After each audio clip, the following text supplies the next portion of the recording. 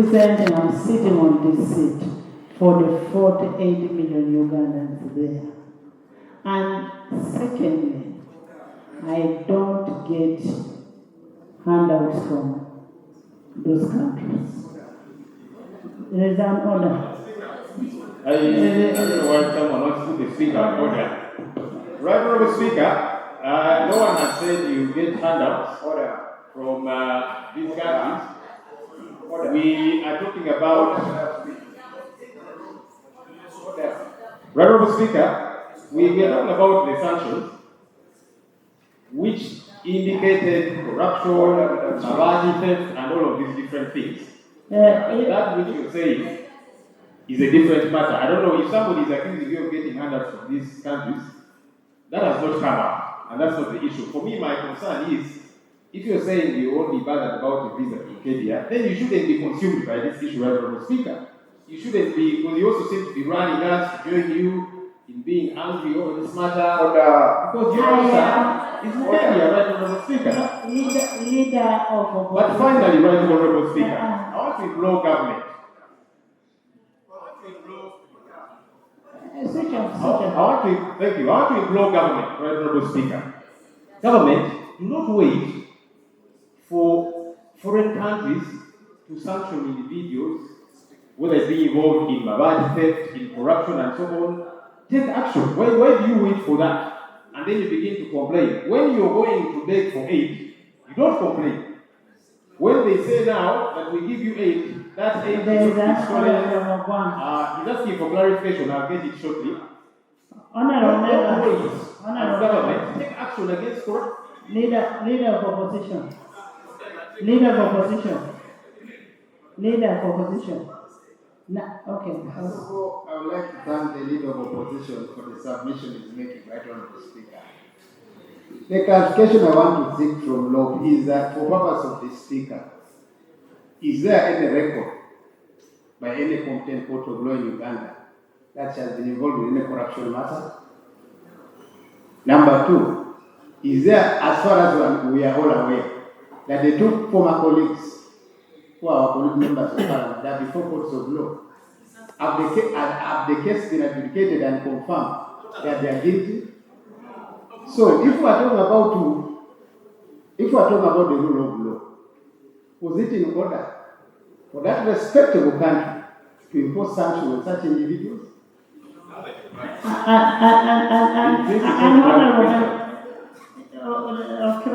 Something. Honorable, he sought clarification from me. I got in a minute. No, give a name of the speaker. I can Honorable Speaker, I think we are L.o.p maybe perhaps should be concentrating on more important things. I want to this is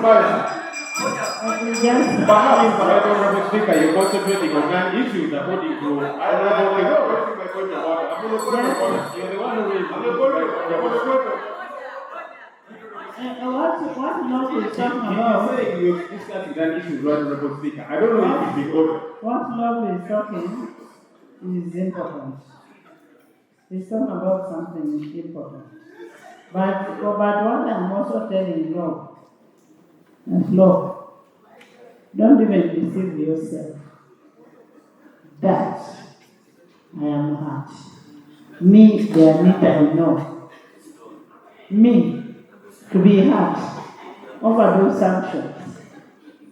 Forget. That's okay, right, Honorable Speaker. Honorable Peter Wang was seeking clarification from me regarding rule of law. I'll educate you a little bit because I'm a lawyer. Article 28.3a of our country's constitution talks about presumption of innocence. That's our constitution. Now, the way sanctions operate, and I don't know whether we should be discussing sanctions issued by a country which has the prerogative to issue their own sanctions. Sanctions are subject. Sanctions are not subject of your local jurisprudence here. It's a diplomatic tool which there's a procedure matter. Nathan, we have not started. Right, Honorable Speaker, we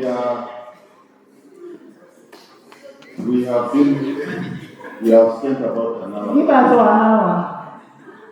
Right, Honorable Speaker, In one of your statements, you guided that the Minister of Foreign Affairs should come with a comprehensive statement.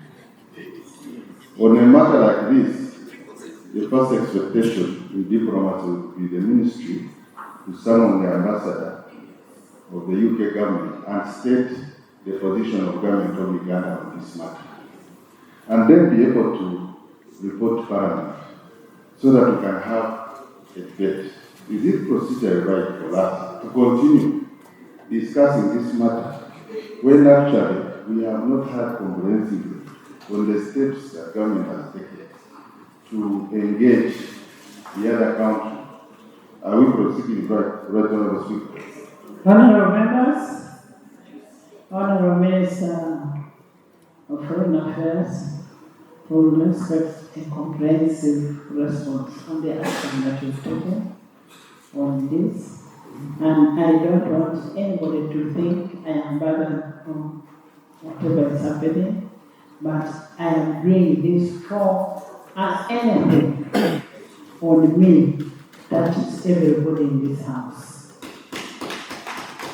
I am the leader of this house. So when I say, some of you have properly I have not said research. I have not said stop putting research in my mouth. I'm not saying. I'm saying some people have. You research.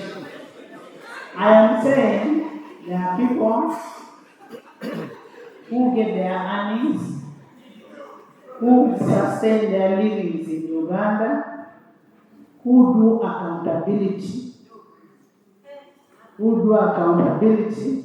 using people's names, using the names of their Anitas, so that they account for we are doing work in the country.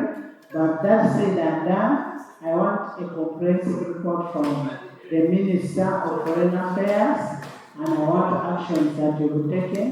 Honorable Obua, Government Chief Whip, I have talked about the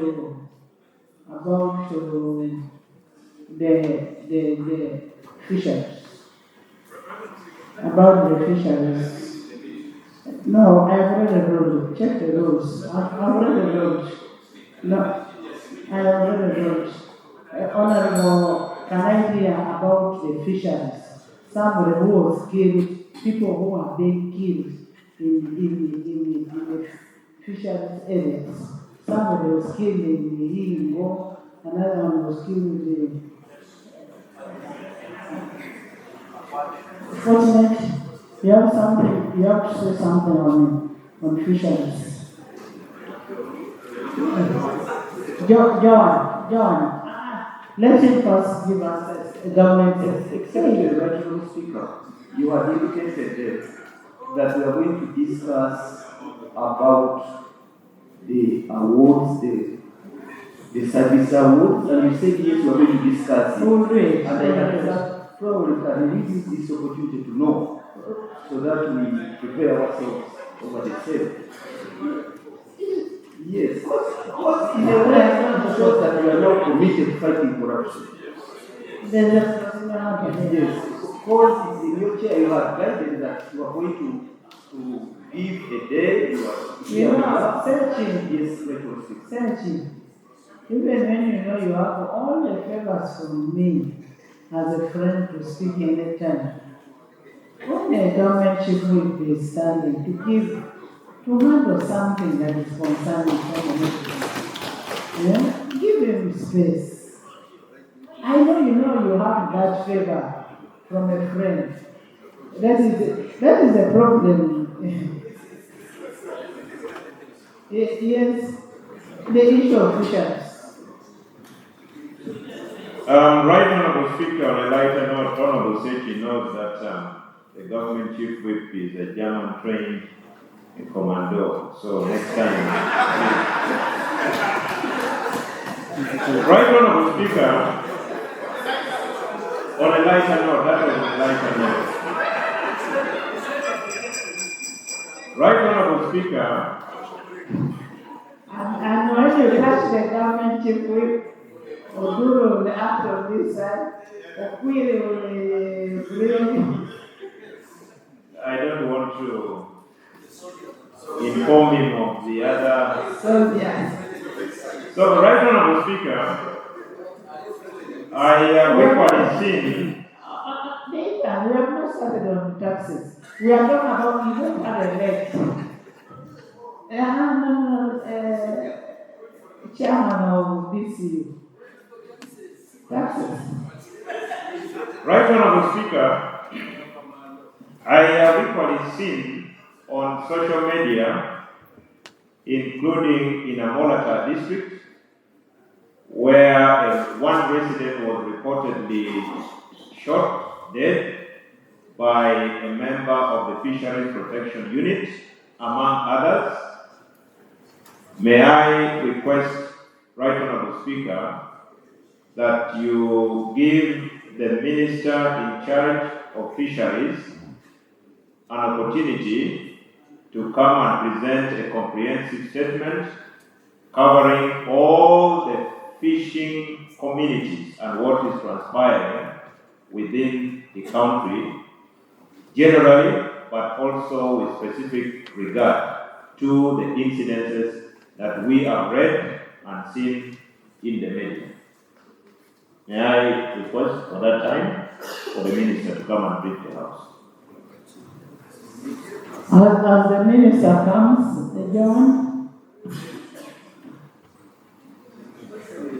Thank you, Right Honorable Speaker, for the opportunity.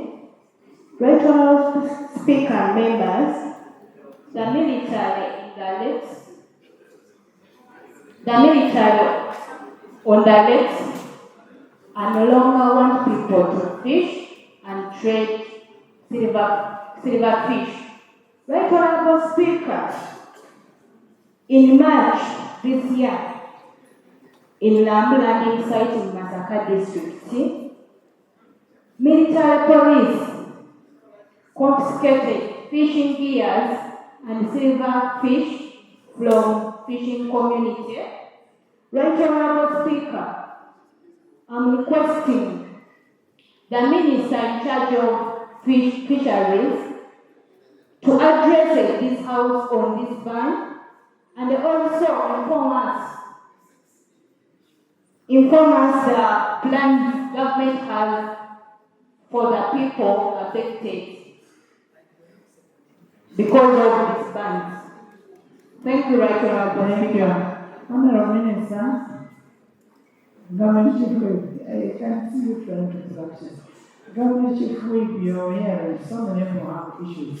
Still massacre. Right Honorable Speaker, not only in Masaka, the entire nation is suffering from these issues of fisheries and ministry and the military. I've had colleagues from Morocco. There are serious issues there. We passed the law, we enacted the law here that removes the military from the waters in terms of protecting the fishery. We want to hear from the Minister, Madam Honorable, Right Honorable Speaker. Has this law come to effect? Because we continue to see the military everywhere and it has affected our people, their livelihood.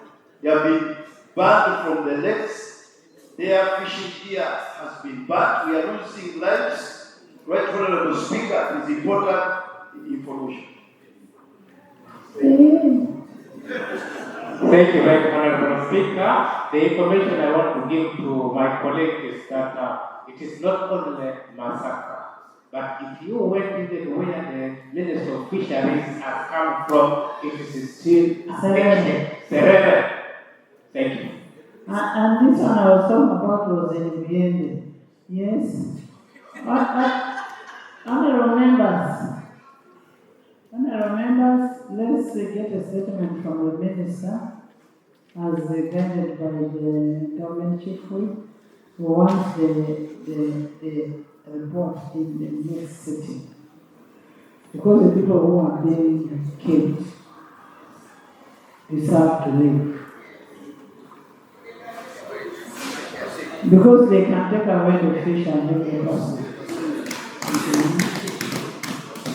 Yes. Right Honorable Speaker, Thank you very much, Your Honor. could I Right Honorable Speaker. humbly request through your chair that there could be members with issues that are very Right specific. Honorable Speaker, you gave me to speak and the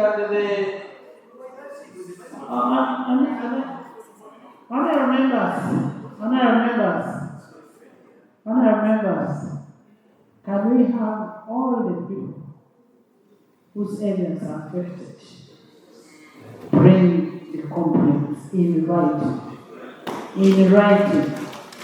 all, and then we will handle one by one and case by case. So let's have that and let it be filed in the government chief's wood's office and give me a copy.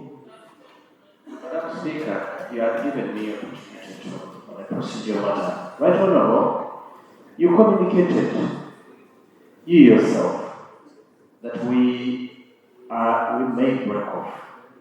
You also communicated that it's a matter of death. We have a full day.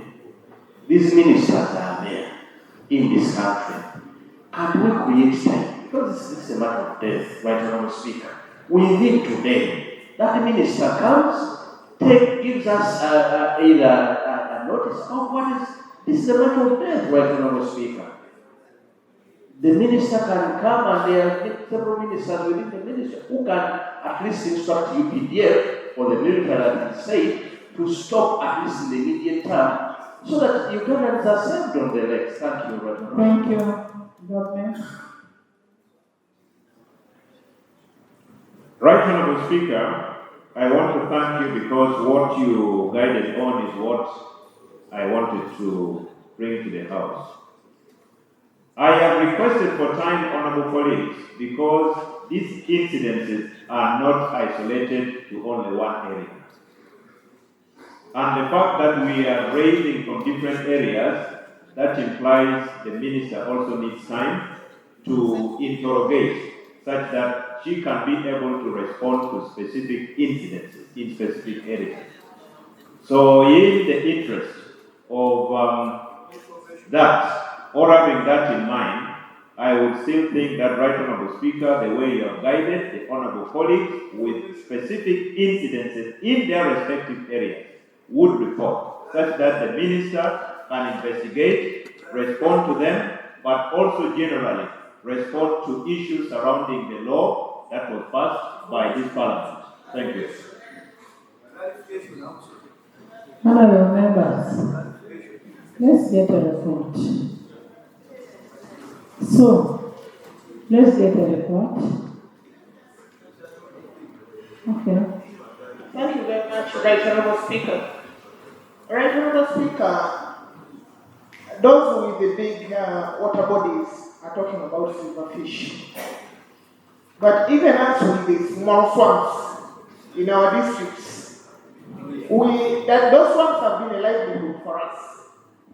And I see when people go planting rice, the rice is cut down.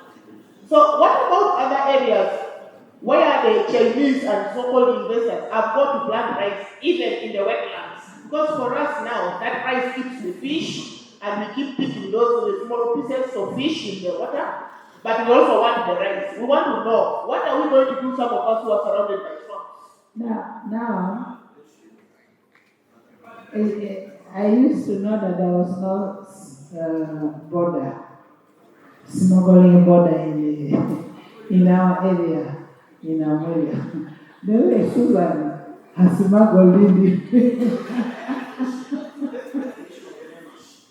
No, that is on the wetland. That one, yes.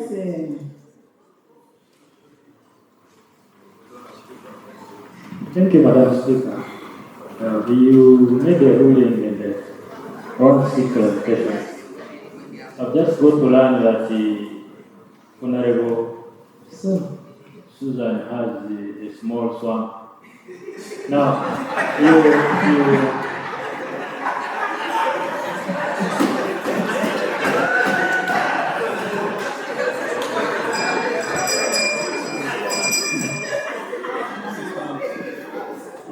he made reference to those with big water bodies and then right around speaker.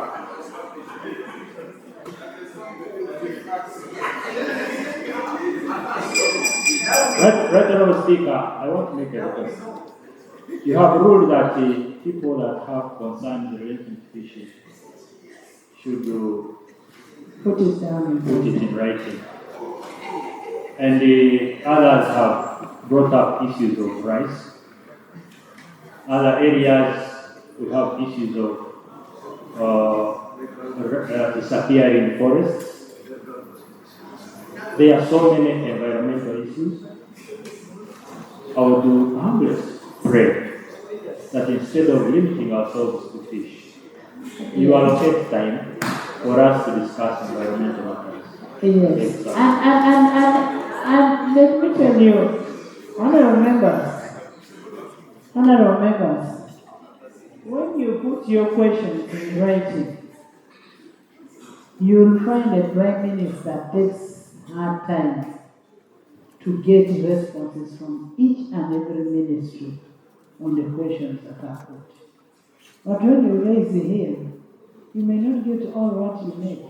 So let's put it down in writing and we will respond one by one and what action has been taken. Members in the public gallery, this morning we have a delegation representative of Bugiri municipality led by the mayor, Kisubi Ayub. You're welcome. And they are represented by Honorable Taka Agnes and Honorable Asumani. That's your son up here. Come here. You first say greet them. You first say. You're most welcome. You have a very good member of parliament. Very good member. If it was even possible to come and oppose. Honorable members, you allow me to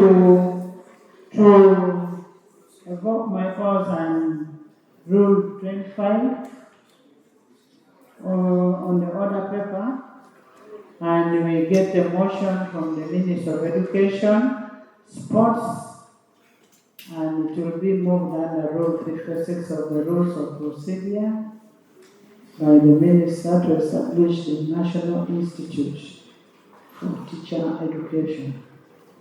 And while we are doing all this, if we finish the tax bills today, the next sitting will be appropriation.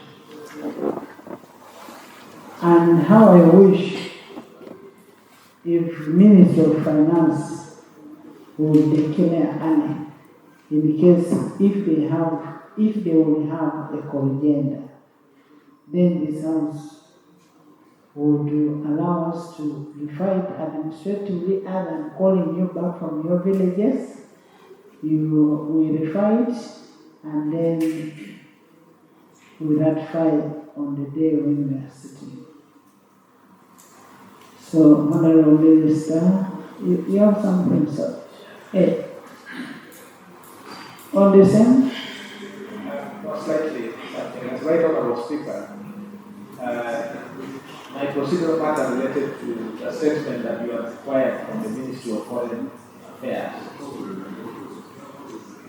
I just wanted to beg your indulgence that there are a number of other Ugandans that have been sanctioned from different countries. If that statement would be comprehensive enough, not only on the three, all the list of government officials, the regions, and the sanctioned authorities, so that when it comes, we don't then go backwards on that set. I thought that if it comes on the floor, then the ministry will take it more seriously. Thank you. So you what? and the credibility also of the people who are doing it. When I say that, I know what I'm saying. Great. By the time I say that, if you're a lesbian, I'll tell you you're a lesbian. If you're homosexual, I'll tell you you're homosexual. So if you're sanctioning, first check yourself. Christine has a tree for us. Nemo tree. Right, Honorable Speaker, thank you very much. Dear members, today we are commemorating the fight against malaria and the national celebrations are in Chibuku. Right, Honorable Speaker, allow me to thank you for allowing us to come with this evening to demonstrate to the members, but as well to share with the members some of the tree seedlings. Like earlier mentioned, the neem tree is a repellent to mosquitoes.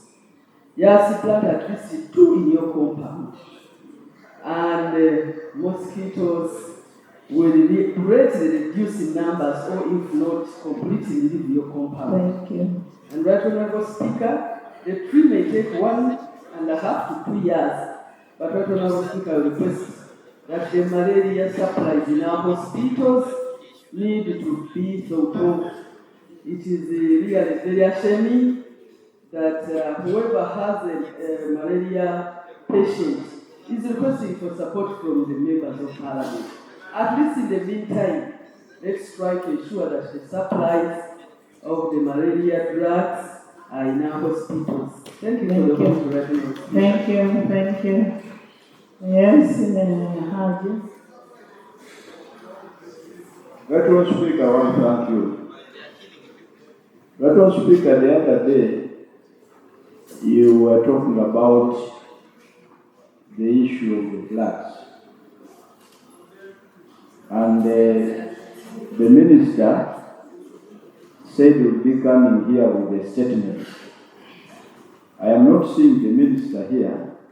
Maybe the government chief whip will do that, because we have raised it as a matter of urgency. But more importantly, Honorable Speaker, you have given us, this Parliament did appropriate, we have received the money, the 1 billion, for the districts and municipalities. And the Virginia equally received. I want to confirm, Honorable Speaker, we received the 1 billion. But now, there is information from the ministry that that money is specifically for Maram roads and has nothing to do with tarmac. Yes, and so some municipalities were prepared to use that money actually to do tarmac. 1 billion, yes. And so, Honorable Speaker, we wanted to get clarification from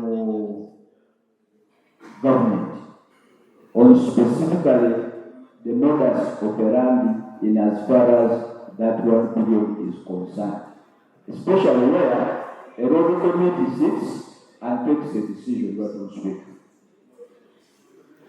Government.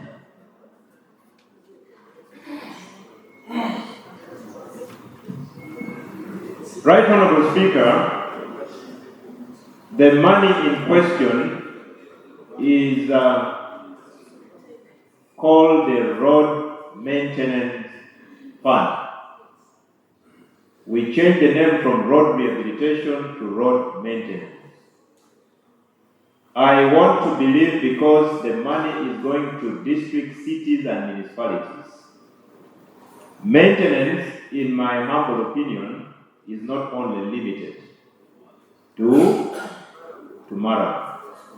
That is my literal interpretation. So the roads committees of the different districts, cities, and municipalities will take a decision, but the fund is road maintenance fund. As long as you are maintaining any road within your district, city, or municipality. That is my literal interpretation. And if you're in the municipality or city where you get a pothole, you have to maintain it. And that is the money, and that is the Honorable Seneca's area. Thank you very much, Honorable Speaker. And that is where I want to rally Honorable colleagues. The good thing that the issue of infrastructure is so bipartisan and cross-cutting. The only funds where a line is drawn between legislative role and executive role and a merger is created whereby you legislate and appropriate the funds and you also take part, have full participation in decision making of those funds is the road fund. Therefore, right Honorable Speaker, the strengthening of that fund is one of the cardinal duties we have to do here if we are to see a revolution in our infrastructure, both here and in our constituency. Because at least we take part in effecting these decisions, because we constitute part of the district and municipality road funds, even the constituency. Therefore, honorable colleagues, as we draw closer towards the appropriations, and as we draw closer towards the tax bills, I would request that we exchange ideas in enhancing the money that should be ring-fenced directly towards the road fund. I know our colleagues from the government have another argument because they want to put all the money in one basket. And that is why you see that people do not realize their taxes appropriately.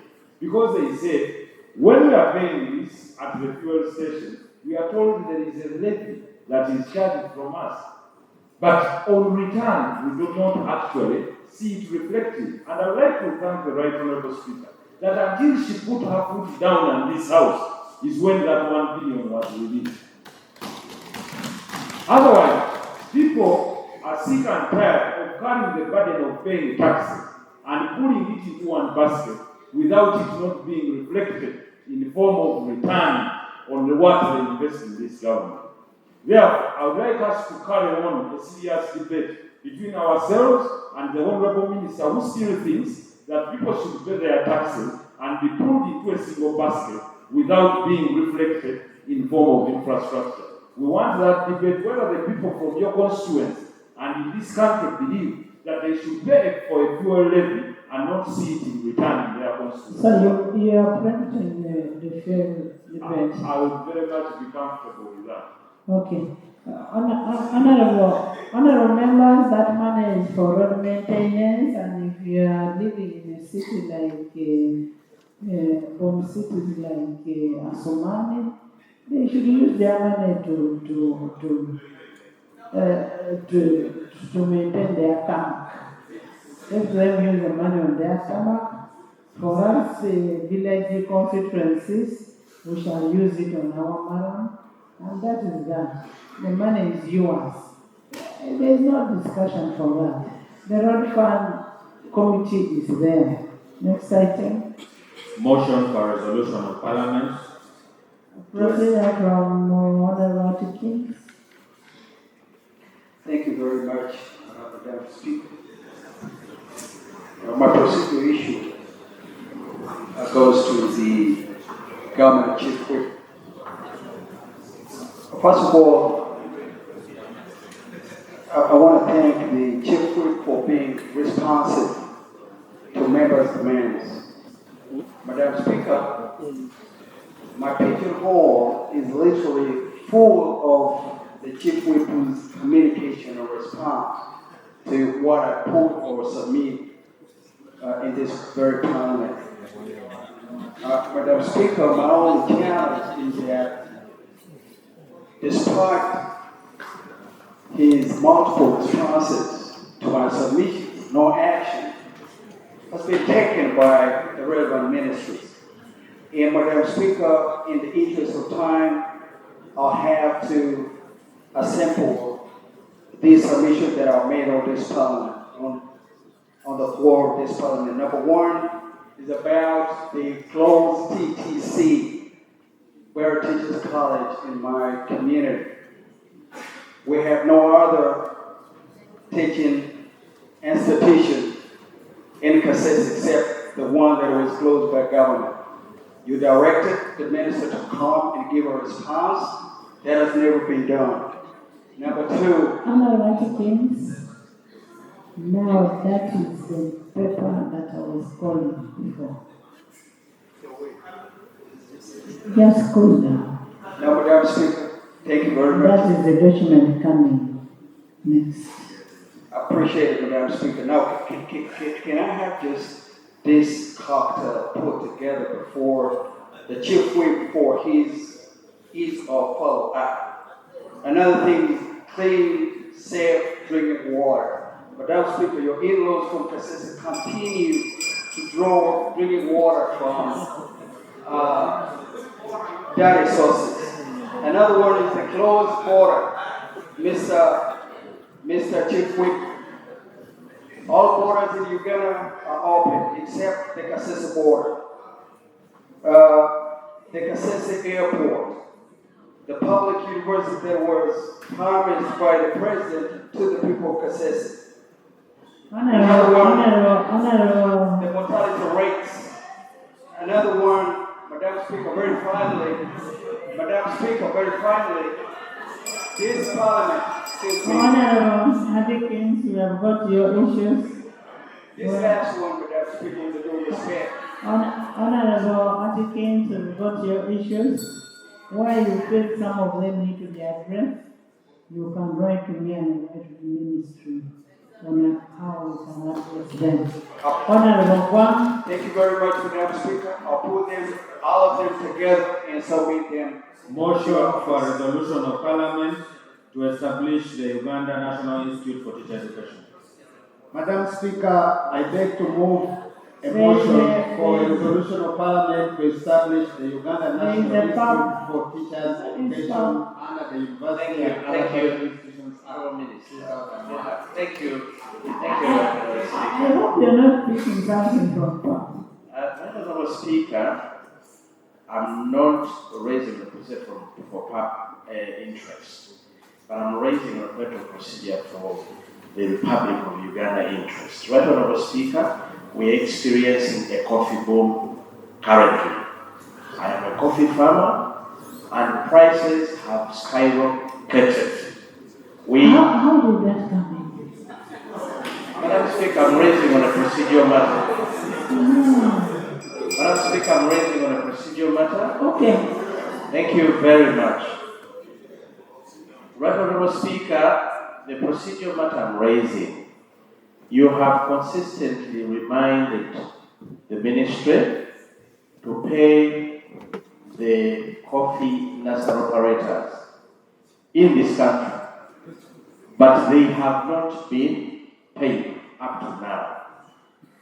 The government, at the time when, currently because of the coffee boom, the farmers are running to get coffee. They have nowhere to get it from because there are no operating nurseries in this country.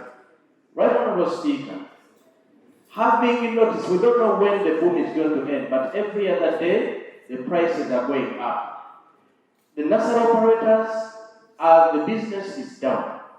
I wanted to know whether government is taking interest in what is going on to find a way to pay the nursery operators so that they can run it back to business and see whether... Information. Please. Honorable Vice Chair, you don't switch on before you are allowed to speak, but at the same time, we are on tax laws today. That's why you need to support government to get money for those people to be paid. And you must make sure that it is in the budget. Government, we need these people paid. Remember what we said? We have so many traders outside there who do not have money to continue doing business because government is holding on their money. So you must take that as a serious matter. Go on the microphone and comment. We only had a discussion yesterday.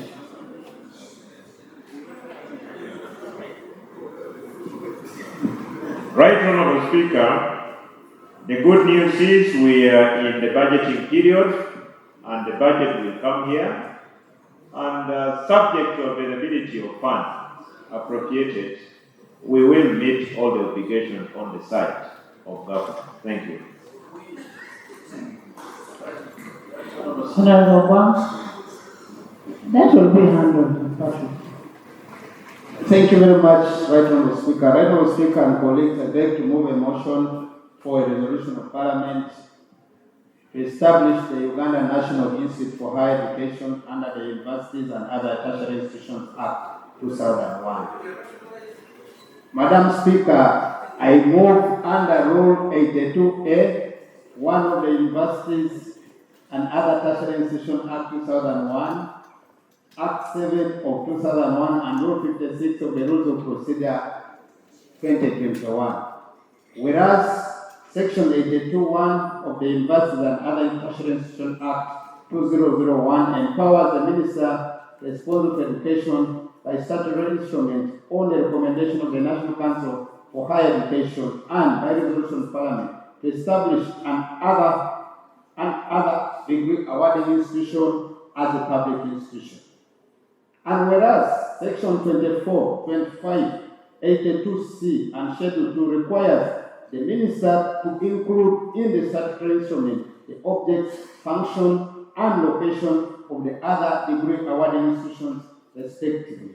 And whereas the National Council for Higher Education on 1st September 2023 recommended that the Uganda National Institute for Teacher Education be established as a public other degree awarding institution.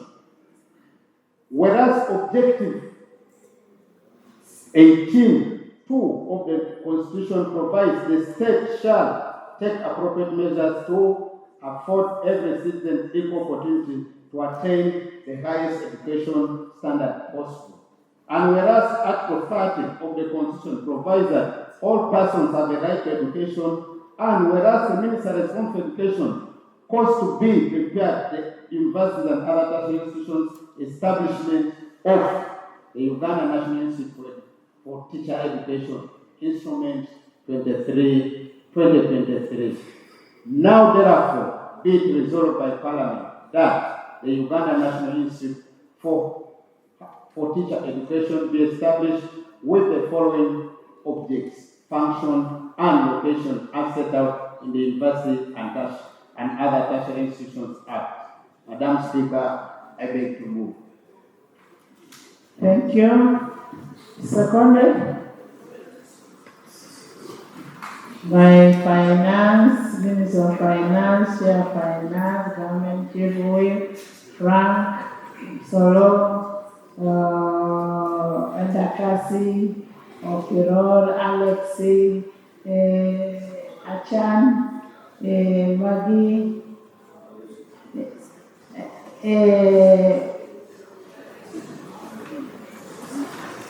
Olanya, Ricky, Okwil, Katenya, Alayo, Olympia, Obua, not Olympia, it's called Obua. Machon Obua. then Aru, Agriculture, Gueri, Workers, Mbale, Zambia, Okot, Goli, thank you.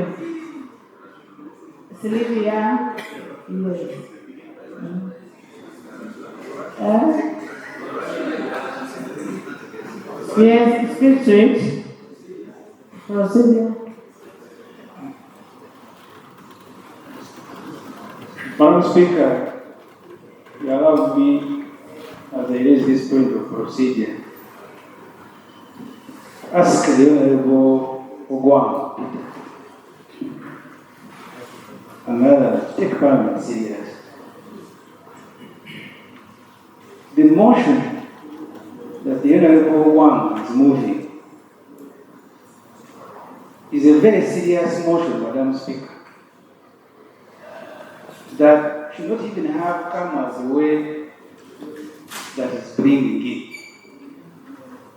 A motion that he comes here and pleads with you, that although it's not even an order paper, please help us using your power and put it there. This is a very serious motion. So the procedure which I am raising, Madam Speaker, is whether you should not guide the Honorable Wang to lay this motion and be sent to the Committee on Education, and then it is brought back after processing. And we debated if it is a policy shift, policy change, without having to rush into the way the Honorable One wants this Parliament to do. That's the procedure, Madam Speaker.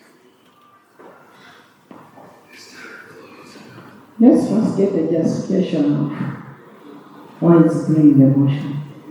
We first understand it. Then we will make a decision from there.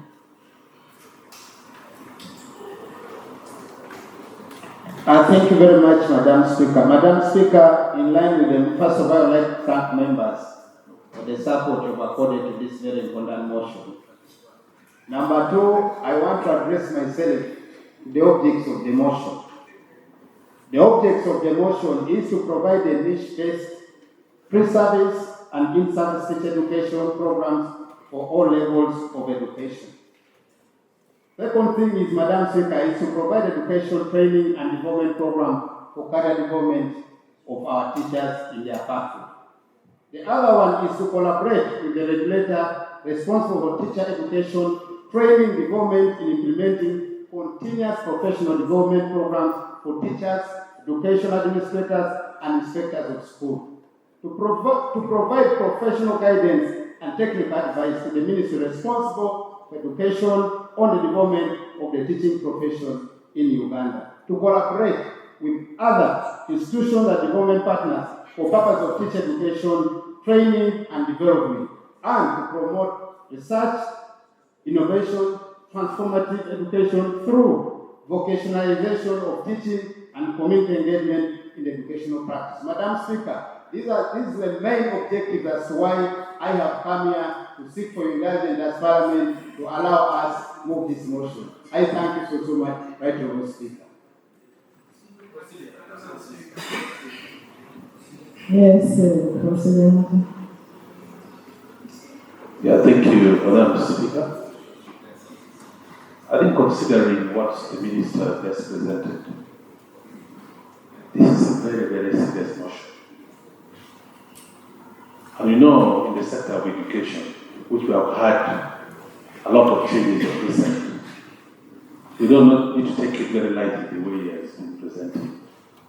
So I want to concur with my colleague that this motion be referred to the Education Committee for serious examination and consultation.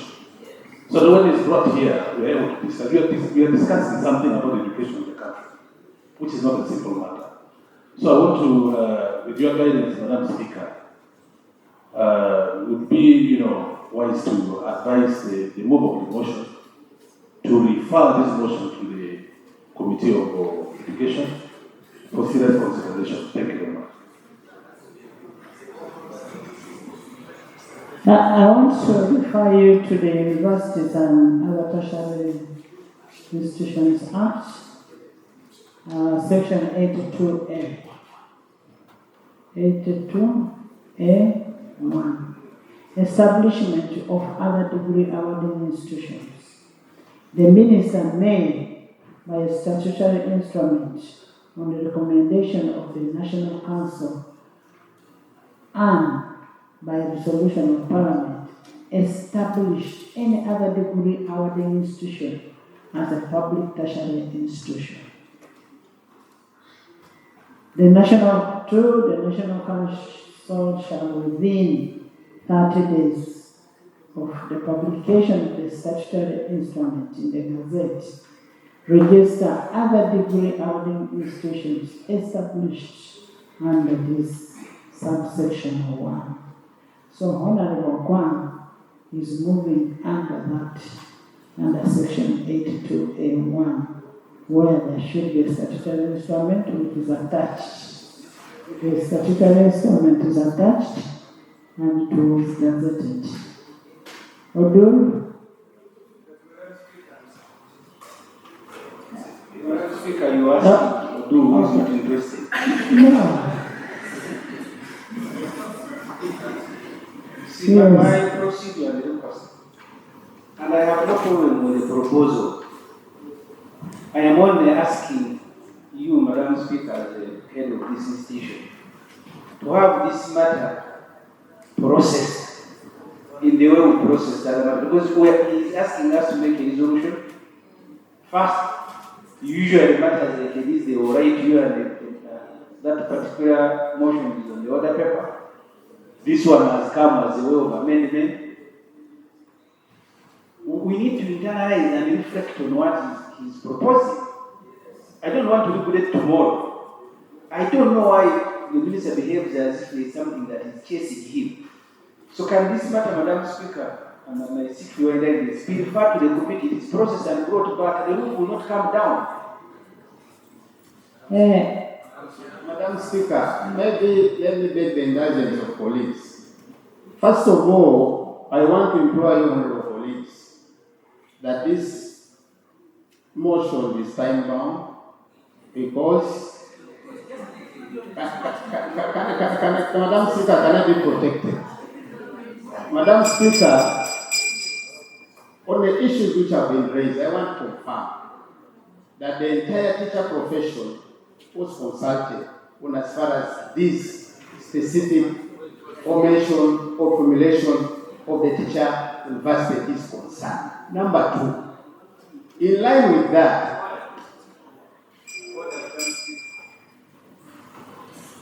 Madam Speaker, the minister is actually making the situation worse. That for them they consulted, but having consulted, he doesn't want Parliament even to spend one day consulting. He says, for you pass benefit, it's time bound. Having gone through a consultative process, is in order, Madam Speaker, to say that Parliament must not consult, yet they have brought a motion as a result of the consultation that this Parliament must be treated like that. For you pass without consultation, for them they consulted. Is in order? Depending on what was consulted. Can we first hear from AJ? You want to speak before the AJ? AJ, let him first speak before you speak. Madam Speaker. Don't go far. Thank you very much, Right Honourable Speaker. Right Honourable Speaker, I think such a motion requires the input of the Committee of Education. And secondly, Right Honourable Speaker, we have been handling the process of rationalization in this House, where we were saying some institutions, though they are created, they may not be very relevant. We are living in a country, Right Honourable Speaker, where all universities are training teachers. We are living in a country, Right Honourable Speaker, where teacher education institutions have been erased, the TTCs.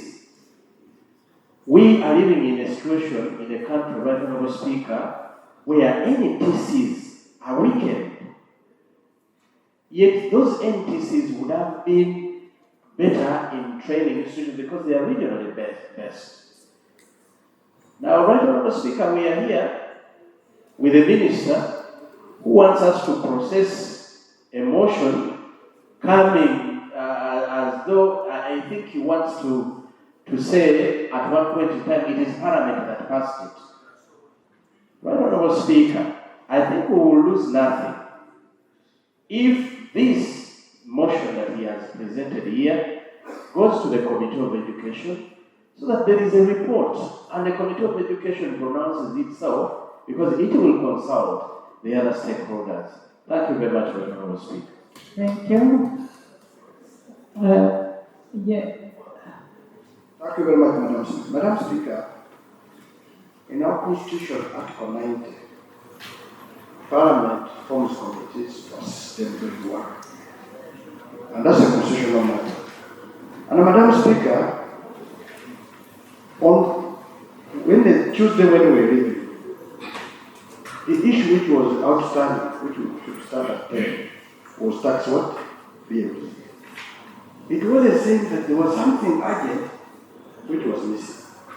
And Madam Speaker, I don't want people to use the office. Actually, I know you are wasting your time. No, it doesn't matter, Madam Speaker, this one. I don't want them to use the office. I know Honorable Kwang is my amateur. But Madam Speaker, it is very dangerous. On a Friday, we have come for another issue.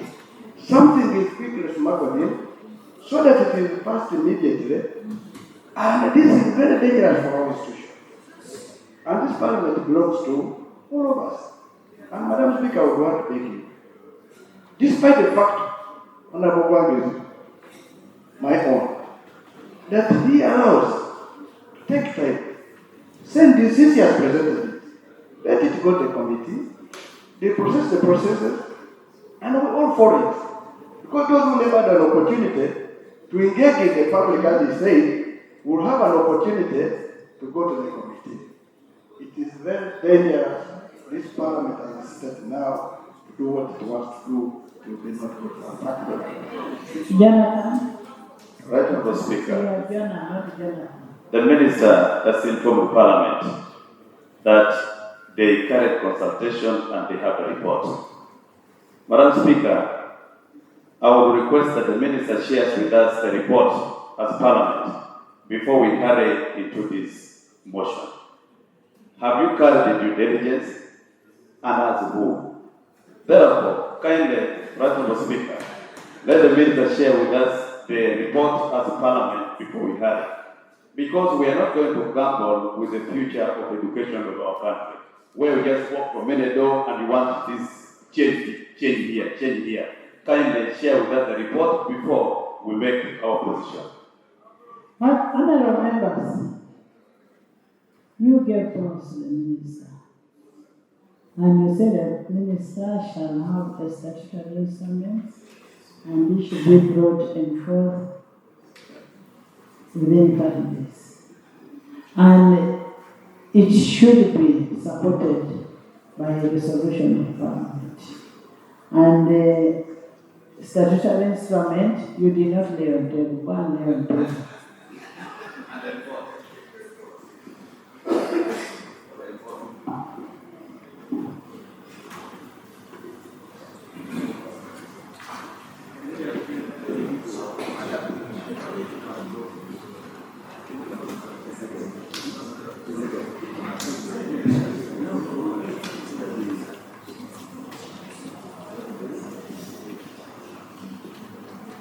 Madam Speaker, I beg to lay on table the statutory instrument as required by law. Madam Speaker, I beg to lay. Madam Speaker, I will also beg to lay Schedule 1, which talks about the location and the land size of the institute. As a requirement of the law, I beg to lay. Madam Speaker, I beg to lay on table Schedule 2, which talks about the vision and the mission of the institute, which is a requirement of the law. I beg to lay. Madam Speaker, I beg to lay Schedule 3 of the modified provision of the Act applicable to the institute. I beg to lay. Madam Speaker. Thank you. Can I hear from AG?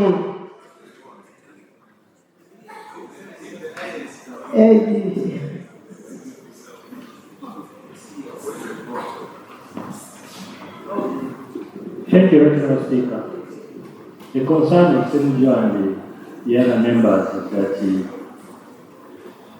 this matter should not outrightly be heard by the committee of the whole house, and that it should be taken to the committee of education. The committee of the whole house is Parliament, the house. That's what I mean. Now, Right, Honourable Speaker, they are backing their reasoning with the claim that there was no notice. But they also know that the Speaker is the custodian of the rules, and that the requirement for notice can be suspended. It does no harm for this House, Right Honourable Speaker, to consider the motion as presented by Honourable Peter Ogwang, other than taking it to the committee. So my submission is, it breaks no rule and would be within our rights as the House to consider this motion as presented, Madam Speaker. Thank you. Xavier. Xavier Akelo. Thank you, Right Honourable Speaker. I'm among those who have actually supported the Minister's motion. However, issues of education should not be handled haphazardly. Right Honourable Speaker, at one time. I think, Madam Speaker, MPs need to take farming serious. So they bring a motion, you rush into seconding, and now you're saying, you are now saying, I am one of however. Is he in order to support something he doesn't know, and is seconding? Honourable members. Honourable members. Honourable Xavier is very right. He's supporting the motion. He's supporting it, but he has issues that he needs to raise. But is this the first motion that you're bringing here and it's being passed? Is this the first motion? The other day we brought a motion for auditor general. Did you refer it to the committee? No, you first wait, Ibrahim. I know you are one of your own. So, Honourable,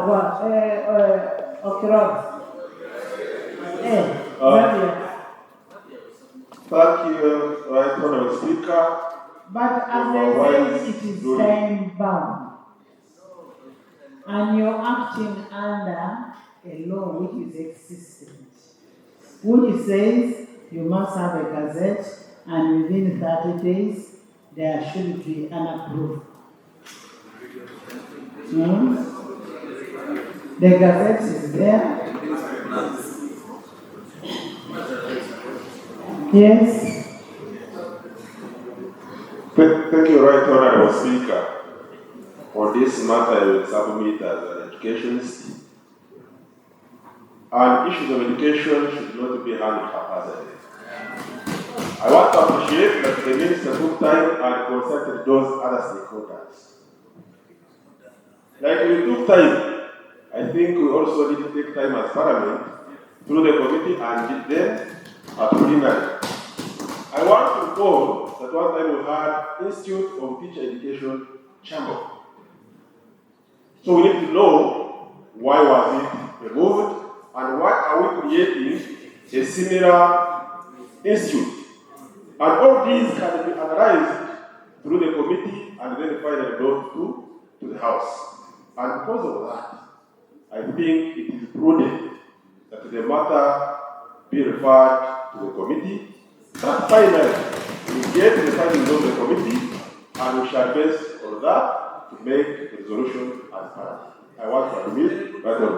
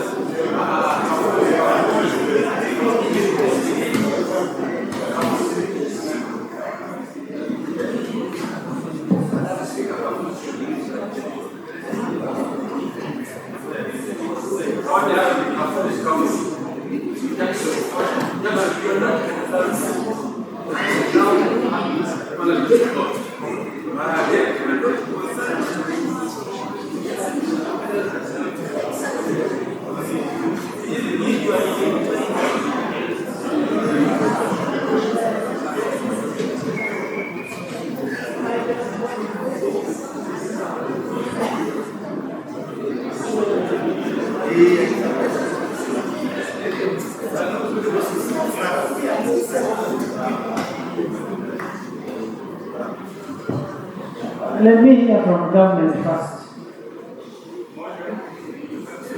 Let me hear from government.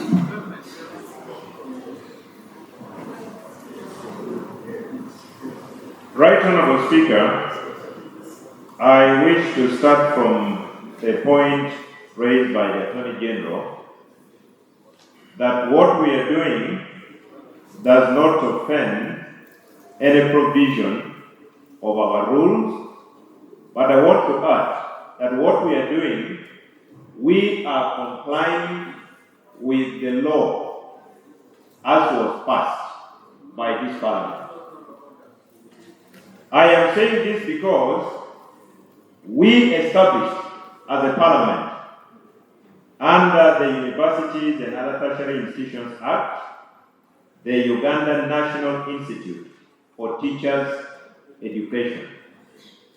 And in that law, we empowered the minister to effect that under statutory instrument, which has been laid on the floor. In addition to the statutory instrument, it requires a resolution of Parliament. And in the law is very, very specific on the requirements as laid in Schedule 1, Schedule 2, and Schedule 3 by the minister. So what we are doing in a nutshell is to operationalize the provision of the law, first of all. But secondly, we are also giving an opportunity to UNITE, because UNITE, honorable colleagues, is set to advertise programs for the pioneer intake for academic year 2024-2025.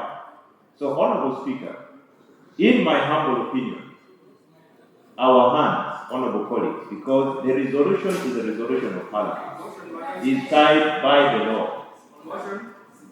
And the law is interpreted as it is, not as it ought to be, not as we wish it to be. The law as read by you, section 82, is very, very clear, right, honorable Speaker. In the circumstances, I beg to persuade the House that let's comply with the law as it is. National Theatre is just next. I have given everybody who wants to talk. And do it in a decent way. In a decent way. So when you start doing like that, please. There is a procedure matter.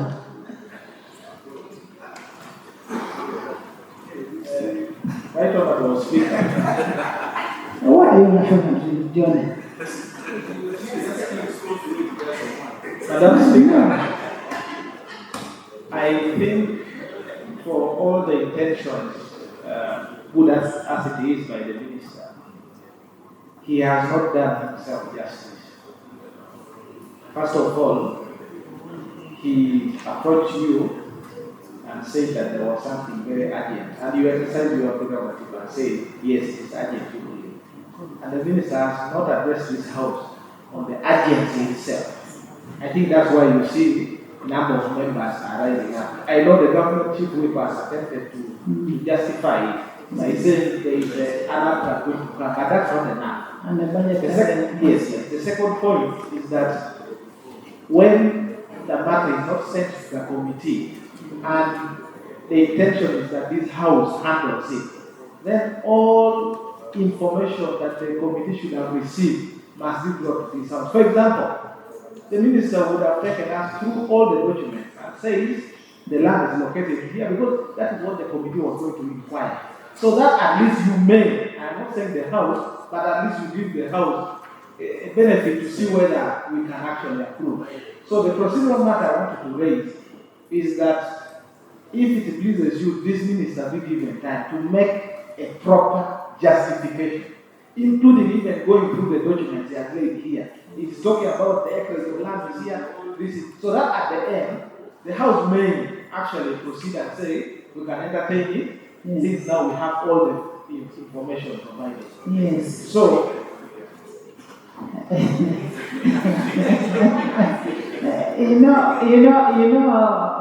Obua and Jonah. What Honorable Jonah says, like now when you look at Schedule 1, you look at location and land size of the institute, and the institute here you have Kavale, located at the land comprising that the size. You have Kariro located at that place. You have Mubende, you have Muni, you have Unyama, and those kind of things. And the issue of why the agency, the budgetary aspect, the advertisement, and if you don't have the documents, I can give you mine and you read from mine. I thank you so Now much. let's first answer one thing at a go. Honorable members, Ibrahim, like you don't know us about that issue. And we are saying we are answering what we asked for. No, I've not read everything. Why are you talking about Kasese? I've not read for you everything. Hmm?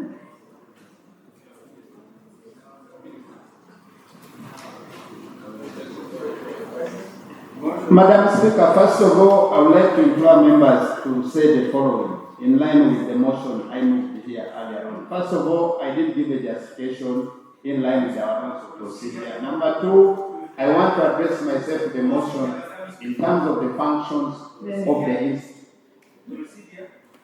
Yes. Madam Speaker, one of the members who seconded this motion has withdrawn. The Honorable Joe, he has withdrawn. And he gave reason. Yes, he has reason. Honorable members, as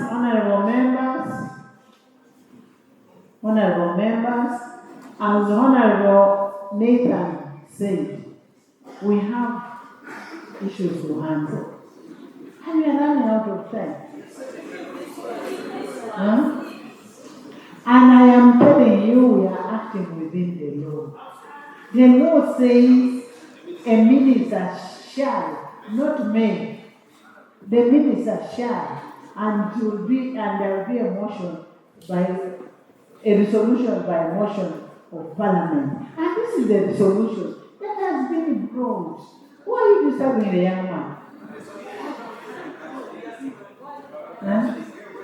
Okay, Samuel. Council. Thank you, Honorable Speaker. I think, honorable colleagues, I want to appreciate the concerns that we have. What we have before us is an act of Parliament. We have raised arguments of rationalization, some of this, why are we rationalizing, why are we doing this? This is not one such legislation that is a subject of rationalization.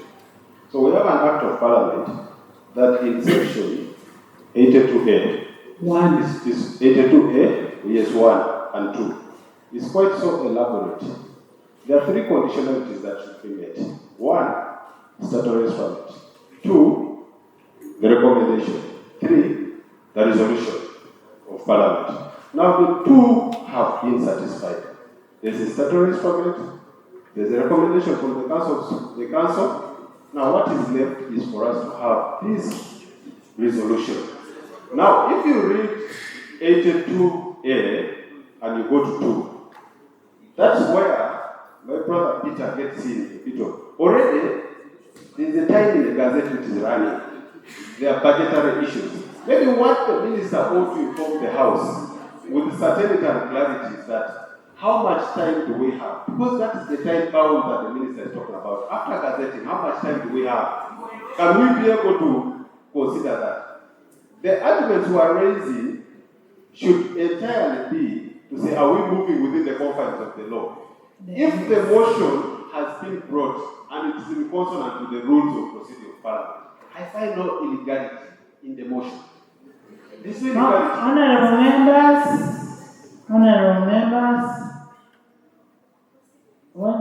what council has said is exactly what the law requires of the ministry. I put a question that the motion for the resolution of Parliament to establish Uganda National Institute of Teacher Education be adopted by this House. Those in favor say on the contrary, nay. The ayes have it. Next. Bill second reading, the Value Added Tax Amendment Bill 2024.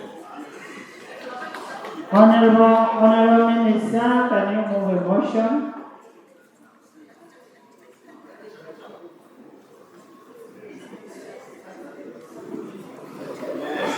Anita, Honorable Anita, can you sit here? Madam Speaker, Honorable Ssenyonyi.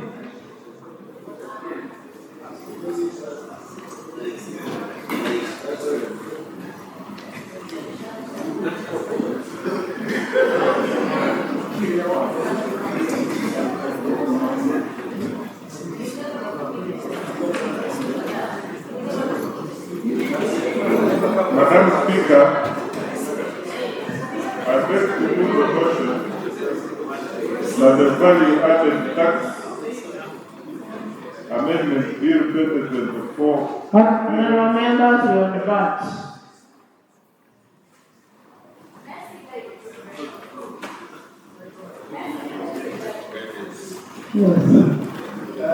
Right Honorable Speaker, I know we are now moving to the tax stage.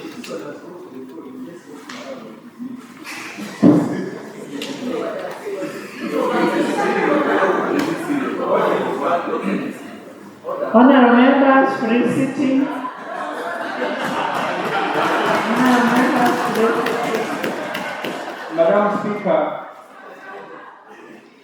even the free sitting requires that Madam, you call for the suspension of a particular rule that establishes sites in this parliament.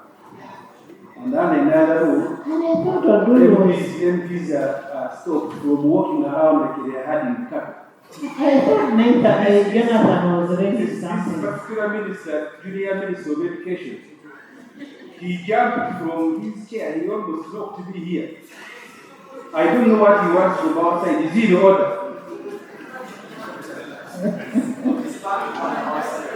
You know why I like at times I like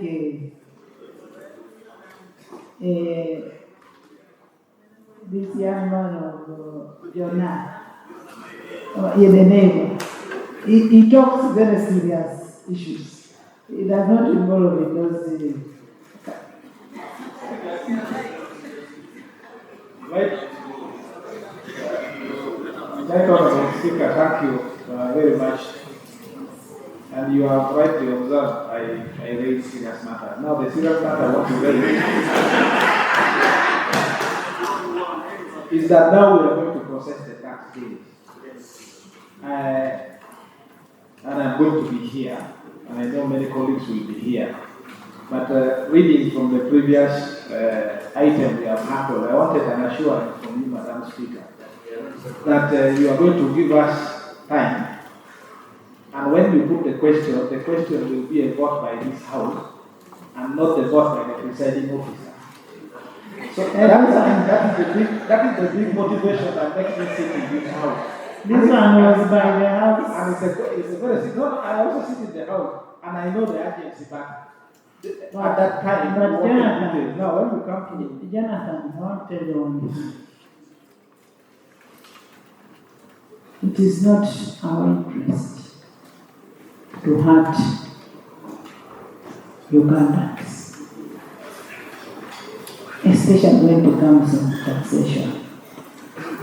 And that's why the other time we're telling the minister, and I'm happy the minister we have is a minister who is a member of parliament. We have so many people looking at us outside there. When you start taxing my people who use kerosene, when you are failed to take electricity in my village, then will I come back? So maybe I'm more concerned than you are, because my people don't have electricity in my village. They cannot even afford solar. So these ones, even if we are going to handle one today, one next day, we'll do it. Thank you, Right Honourable Speaker. That is the assurance that I really wanted, so that when we vote on a particular clause of this tax bill, the vote actually reflects the debate in Parliament, the spirit in Parliament, and what the members of Parliament. And if I may plead, in this case, Madam Speaker, I wanted to persuade you that we can even vote by other means provided. Let me tell you, even when people wanted to smuggle in more taxes here, the minister refused. The minister says we shall not make people suffer. Let the minister first move a motion, and we reach that level. Minister, you move a motion. The last one, before we go to the tax bill, one of the proposals, which is the increase in the price of fuel. Before the minister could address us, when the bill was laid here, all the pump prices on the fuel station went by 300 shillings. Before even Parliament has approved, would the government first address us on that matter? That even before the Parliament has already pronounced itself, that the pump prices are already up by 300. Have they started? Are we proceeding right? The one who makes us speak.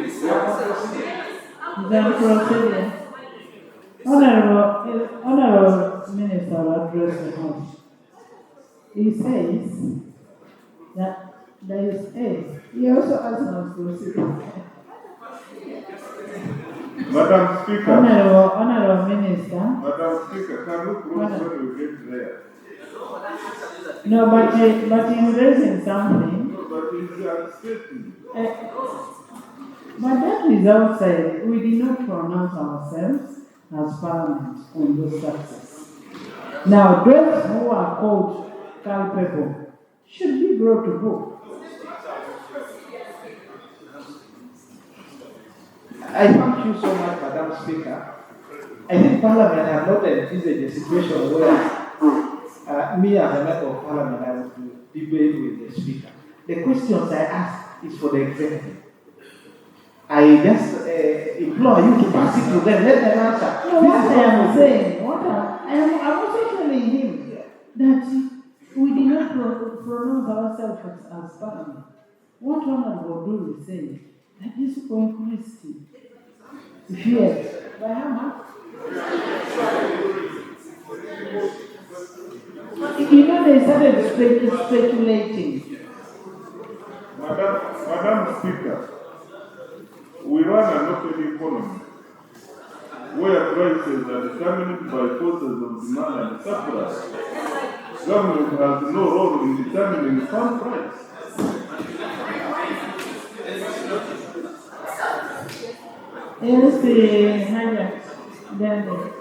Thank you so much. But that is not good. That is not good. Thank you so much, Right Honourable Speaker. Right Honourable Speaker.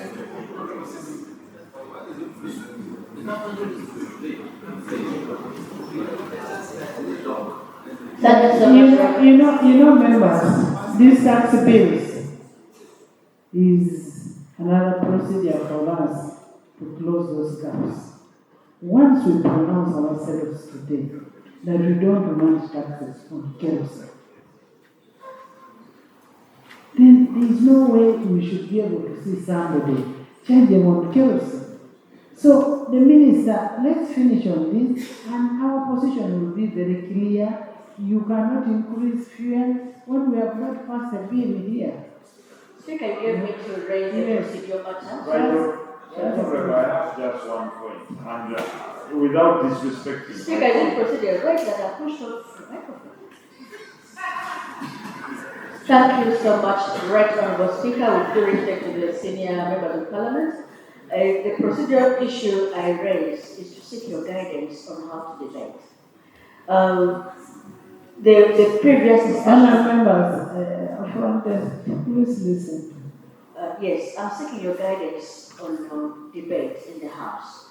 The matter that we just concluded was concluded only on preliminary discussions, because we hadn't gone into the real gist of the matter, whether or not, but we made a conclusion. And on Tuesday, I recall, Right Honourable Speaker, when we were, yes, I'm seeking guidance on debate. On Tuesday, when we were discussing on a loan here, there was a debate whether we would wait for the committee to bring us a report or not. And that debate carried on, and after that, a question was put on the substantive matter and not on the preliminary discussion. So what is coming up, Right Honourable Speaker, and I seriously seek your guidance, even when Honourable Msas is trying to disturb the chair. Right Honourable Speaker, the guidance I'm speaking from your chair, whether preliminary questions can be enough to determine a matter on the floor. The two previous issues have been, this question was put only after discussion of preliminary question, whether the matter should be sent in a committee or not. And I recall when the Attorney General gave us guidance here, what he said that the input of the matter in the law on loans is to give members of Parliament a say on whether the loan should take place or not. But even before we spoke about it, a question was put. So, Right Honourable Chair, Speaker, may I seek guidance from you whether preliminary discussions shall be enough for the Chair to put a question to decide on the real matter, or whether members of Parliament will have considered themselves, have pronounced themselves on those particular issues, or even whether the matter just concluded. People spoke on whether we needed the institute or not, even whether the law, we spoke whether we needed the law or not, because the only debate we had here was the debate on preliminary questions. I beg your guidance.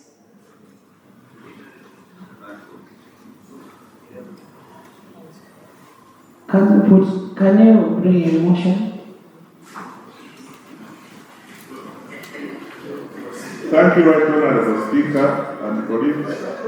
I beg to move the motion. You know, Jonathan has brought a very serious thing, that we must exhaustively look at all these laws properly. Give it time. Later, we must look at these laws. Let the minister move the law. When we move the law, I know you are the one of them. Speaker, about you see, I'm one of those who deal in things. And I want us to be careful. You think I'm fair? Yeah, because it's one of the things Jonathan raised. And it needs to be, they're about to kill my brother Musasizi, that he has already imposed the what? A tax. Madam Speaker, I think when you're looking at taxation, and we started with the fear. So let's first go to the law on fear. Let's first start with that.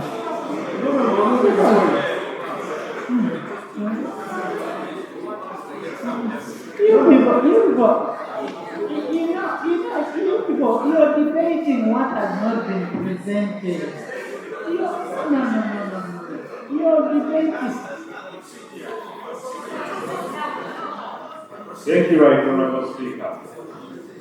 Honourable colleagues, I remember when we were here discussing the matter of traders, and I'd like to borrow Honourable Wang. I remember having listened to your motion very well. So please let us your ears now that you're looking for money to operationalize your issue. Honourable members, Honourable members, the issue, and Honourable Msas knows this, the issue of fuel. Because it's not only people who can afford fuel that are going to buy fuel. What about the local person who will go to taxi, those local people? It increases the cost. of goods and services. Right Honorable You Speaker, get it, eh? Right Honorable Speaker, before you preempt it, the issue, I don't know what order you want to bring, but let's just proceed because I also rise up and say order and order continuously. Right Honorable Speaker, the matter of But you people, you're making this house unruly. Right Honorable Speaker, on the matter of taxation, yes, maybe. You restrained me when it was Maybe. taxation, I want to hold. Yes. Honorable members, maybe pass it. Maybe. Which one? This one. What does it do?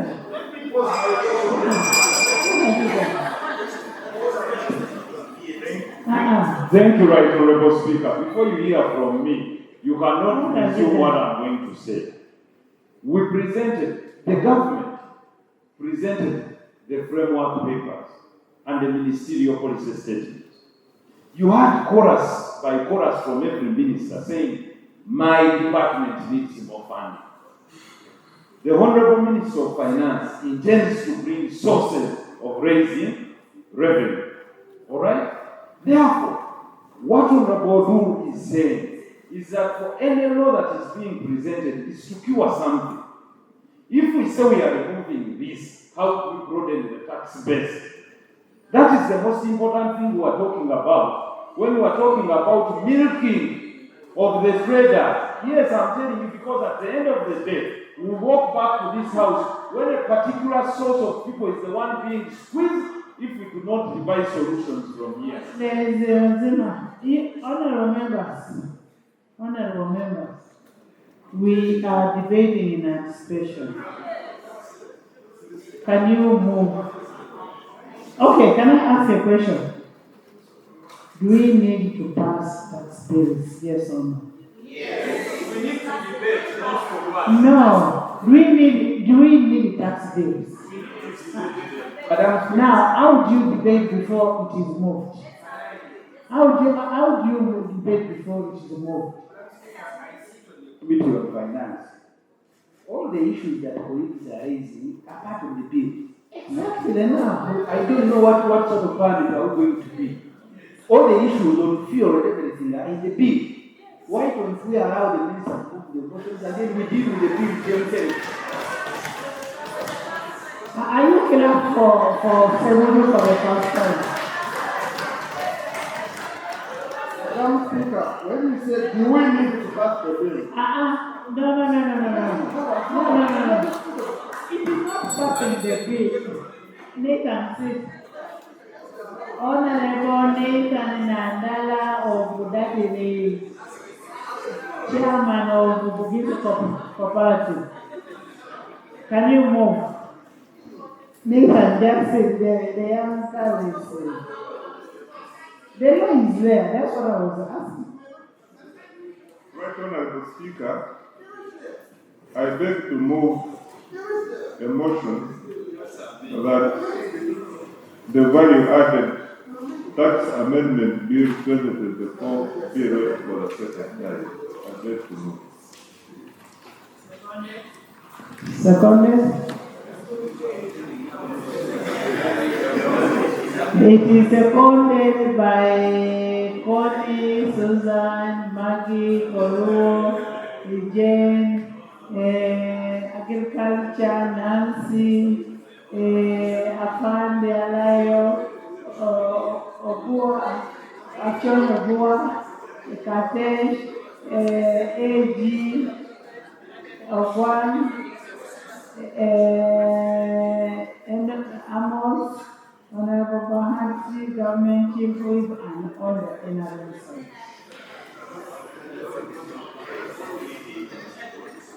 Speak to you. Thank you, Right Honorable Speaker and colleagues. The bill is intended to amend the value-added tax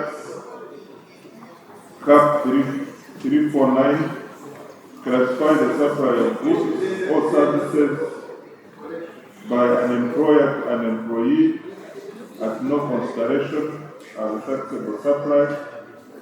2. Increase the threshold for the offset in case of the overpaid tax from 5 million shillings to 10 million shillings. To amend the first schedule to include the African Insurance Corporation, International Regulatory Board of the East African Power Pool, and Islamic Cooperation for development of the private sector as listed institutions. And lastly, to amend the second schedule on exempt supplies for purposes of reinforcing the VAT exemption regime and other related matters. I submit right honorable Speaker. Thank you. Chair of the committee.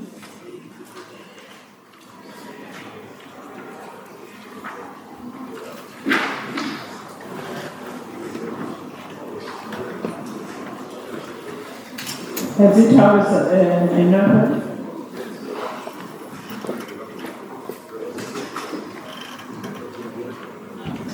Right Honorable Speaker, honorable colleagues, the bill on value added tax amendment bill 2024 was at the 18th sitting, the third meeting of the third session of the 11th Parliament of Uganda. That meeting held on Thursday, 28th March 2024. Presented for the first reading and referred to the Committee on Finance, Planning and Joint Government for further scrutiny. And I would like to report that the committee handled the bill and hereby reports. I'd like also to report that this bill as a minority report. Minority report from one member, the Honorable Ssenyonyi and Ibrahim. And I hope he's given an opportunity. Right Honorable Speaker and colleagues.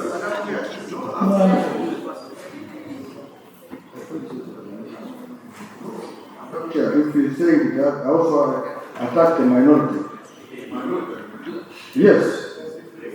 If there are two different ones, the minority. You attaching the committee. Okay. Yes, I beg your pardon. Yes, clause 10. I thought my brother had submitted one, but I didn't follow. Yes, those two are received by the committee. But I would like to submit, Right Honorable Speaker, proceedings, information that were given by the entities and people that we interacted with, and the minutes thereof allow me to lay even the original bills.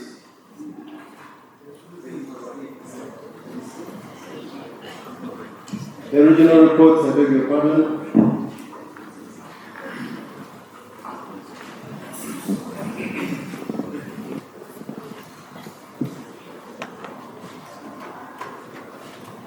I beg to lay, I will speak. Allow me to go straight to the report of the committee. Right Honorable Speaker, the committee considered the bill through consultation with different stakeholders and hereby reports objects of the bill. The object of this bill is to amend the Value-Added Tax Act Cap 349, herein referred to as the Act, to expand the definition of electronic services, to provide for a limit input on tax to activities related to output tax being accounted for, and to disallow input tax credits to a registered foreign supplier, to provide for the declaration of value-added tax on imported services by large and registered persons, and unregistered government entities, provide for ZIPRI, PTA Reinsurance Company, as a listed institution and for related matters.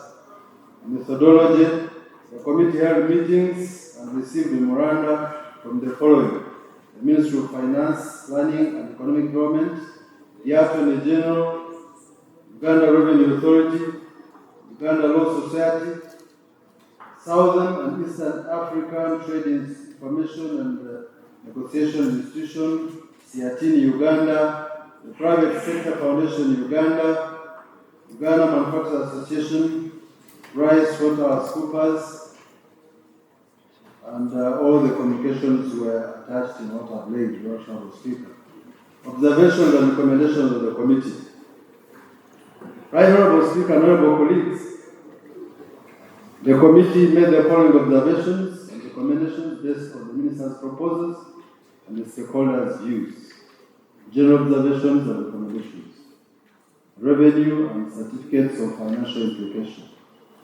Section 76, Section 2 of the Public Finance Management Act 2015 requires a certificate of financial implication of a given bill should be indicated or should indicate the estimate of revenue expenditure for a period of not less than 2 years after coming in effect. The committee noted that the certificate of financial implication issued for the bill was inadequate in as far as detailing the estimates of revenue for each of the next 2 years, or next 2 financial years. Generation of tax proposals. While the committee received briefs on the proposed tax amendments in the bill, there were no research reports available to the committee. The committee received briefs, and the briefs do not highlight the cost of implication, the yield in terms of revenue, and the general impact on the economy. The committee also noted concern, as reported in the Domestic Revenue Operation Strategy Annual Monitoring Plan for 2022-2023, that A, majority of the tax laws amendments are not informed by tax-related analytical briefs, and B, weak partnerships between the Tax Policy Department, the Ministry of Finance, Planning and Economic Development, and URA, which this undermines evidence-based tax government mechanisms. The committee further notes that the Ministry responsible for Finance failed to adhere to the previous recommendations of Parliament while considering bills for 2023-2024, that every bill should be accompanied by a standalone evaluation or regulatory impact assessment. And C, the stability of the tax regime. The committee observed that the frequent amendments of tax laws has caused challenges on both the taxpayer and the Uganda Revenue Authority while administering the taxes.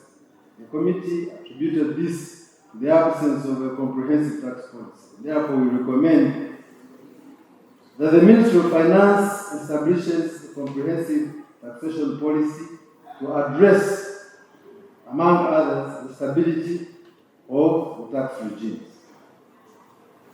We also note that there was silence on the new international tax measures. The committee observed that whereas the Minister presented new tax policy measures in 2024 tax bills, with the exception of the levy on petroleum products, there was a notable absence of measures covering the international trade taxes. At the same time, the projected tax collections under international taxes was projected to decline slightly on a year-on-year basis. The committee further established the tax policy on international trade is agreed jointly by the Council of East African Community Ministers responsible for finance. Accordingly, Parliament is never given its constitutional duty to scrutinize tax policies under this category. Recommendation. The committee therefore recommends that the Minister should always report to Parliament at the earliest opportunity after the meeting of the ESC Finance Ministers in order to afford this House an opportunity for an input into all the new tax measures. Clause 2 and 4. Amendment of Section 5 and 10 of the Fiscal Act. Section 5 of the Act provides for persons who are liable to pay tax, and these include case of a taxable person, the person making the supply in the case of an input of goods, the importer, and in case of a supply of imported services other than imported services, the person receiving the supply. Honorable, we said that we need your in and whips and Ugandans out there. This is the most important legislation that we are doing. If people are charged the high taxes, it's because you've not been here to represent your people. So when people stay out there and leave few people to be here, then the mistake is not on everybody, it is on your people that you voted in.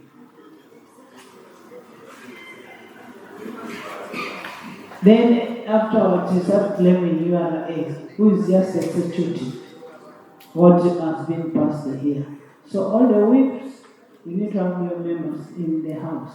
This is a very important city. Right Honorable Speaker, Section 10 of the Act provides for supply of goods by auction and was amended in 2023 to treat the supply of goods made by the auctioneer as a supply in the course of auctioning goods. The committee therefore noted that the proposed amendment is intended to clarify that the recipient of the proceeds of the auctioned goods is responsible for accounting for VAT on the sale of goods under Section 5. The committee further noted that the amendment of Section 5 and 10 of the Fiscal Act is intended to clarify that where a debtor's property is disposed of through a sale, then the supply is treated as made by the debtor and not the auctioneer/creditor. Further, the auctioneer/creditor is not entitled to a credit for any input tax incurred against the output tax and shall be liable to pay the output tax payable of the supply. Therefore, the committee recommends, Honorable Speaker and colleagues, that the proposal be maintained in the bill since it provides clarity and eliminates ambiguity in the treatment of the auction goods. Clause 3. Amendment of Section 7 of the Fiscal Act. Clause 3 proposes to amend Section 7 of the Fiscal Act in subsection 4A by repealing paragraph C. Section 7.4AC of the Fiscal Act states that a person supplying goods or services for consideration as part of his or her business activities, but who is not required to, by subsection 1 or 5 to supply for registration, may apply to the Commissioner General to be registered in accordance with Section 8. The committee observed that Section 7.4AC of the VAT Act allows persons engaged in commercial farming to register for VAT despite the fact that their supplies are exempt from VAT. They are therefore allowed to claim input VAT without charging output VAT on their supplies. The committee further observed removing commercial farmers from the list of persons who may apply to the Commissioner General to be registered in accordance with Section 8 of the Act denies them the opportunity to claim input credit. The committee further observed that the removal of the commercial farmers from the list of persons who may apply the Commissioner General to be registered for VAT undermines the contribution of the commercial farmer to the Ugandan economy. Therefore, the committee recommends that 1, URA should strengthen its tax education, and 2, the proposed amendment should be rejected and Section 7.4AC be maintained in the Act. Clause 5. Amendment of Section 18 of Fiscal Act. Section 18 of the Act provides for taxable supplies. Clause 5 of the bill seeks to amend Section 18 of the Act by inserting paragraph 18(9) to include the supply of goods or services by an employer to an employee for no consideration is considered a taxable supply except where the employer was not entitled to input tax credit. The committee was informed that the employers are using the avenue to give free taxable goods to the employees without consideration, but claim input credit for the goods supplied. This is an abuse of the law, since URA, on the other hand, cannot recover the output tax. Through the proposed amendment, the taxable supply should be treated as having been made for consideration equal to the fair market value of the supply, and should only apply to employees' benefits, which are taxable supplies under the law. Therefore, the committee recommends that Clause 5 of the bill be passed. Clause 6. Amendment of Section 42 of the Act. Section 42 of the Act provides for refund of overpaid tax. The proposed amendment seeks to amend the provision by increasing the threshold for claiming the refund of overpaid tax from Uganda shillings 5 million to Uganda shillings 10 million. Whereas the committee received a proposal for increment of the threshold to Uganda shillings 50 million, the committee observed that increasing the threshold will have the effect of incapacitating small and medium enterprises, the SMEs, from claiming for the overpaid tax, which will negatively affect their business. Therefore, the committee observed that this is intended to reduce the number of taxpayers claiming refunds. Refunds below 10 million shall be automatically carried forward to offset the output of the next financial year. Therefore, the committee recommends that Clause 6 of the bill be passed. Clause 7. Insertion of Section 66A to the Principal Act. Clause 7, Right Honourable Speaker and Honourable colleagues, seeks to introduce a new provision to the Act by imposing a penalty for failure to withhold tax. Accordingly, a withholding agent who fails to withhold tax in accordance with the Act shall be personally liable to pay to the Commissioner the amount of tax which has not been withheld, but the withholding agent is entitled to recover this amount from the person. Further, the provision will apply to the liability imposed as if it were a penalty for non-payment of tax. The Minister informed the committee that currently there is no law compelling designated withholding tax agents to withhold VAT. And therefore, this amendment seeks to compel the withholding agents to withhold or face the inconvenience of paying the taxpayers or paying for taxpayers and pursue a reimbursement.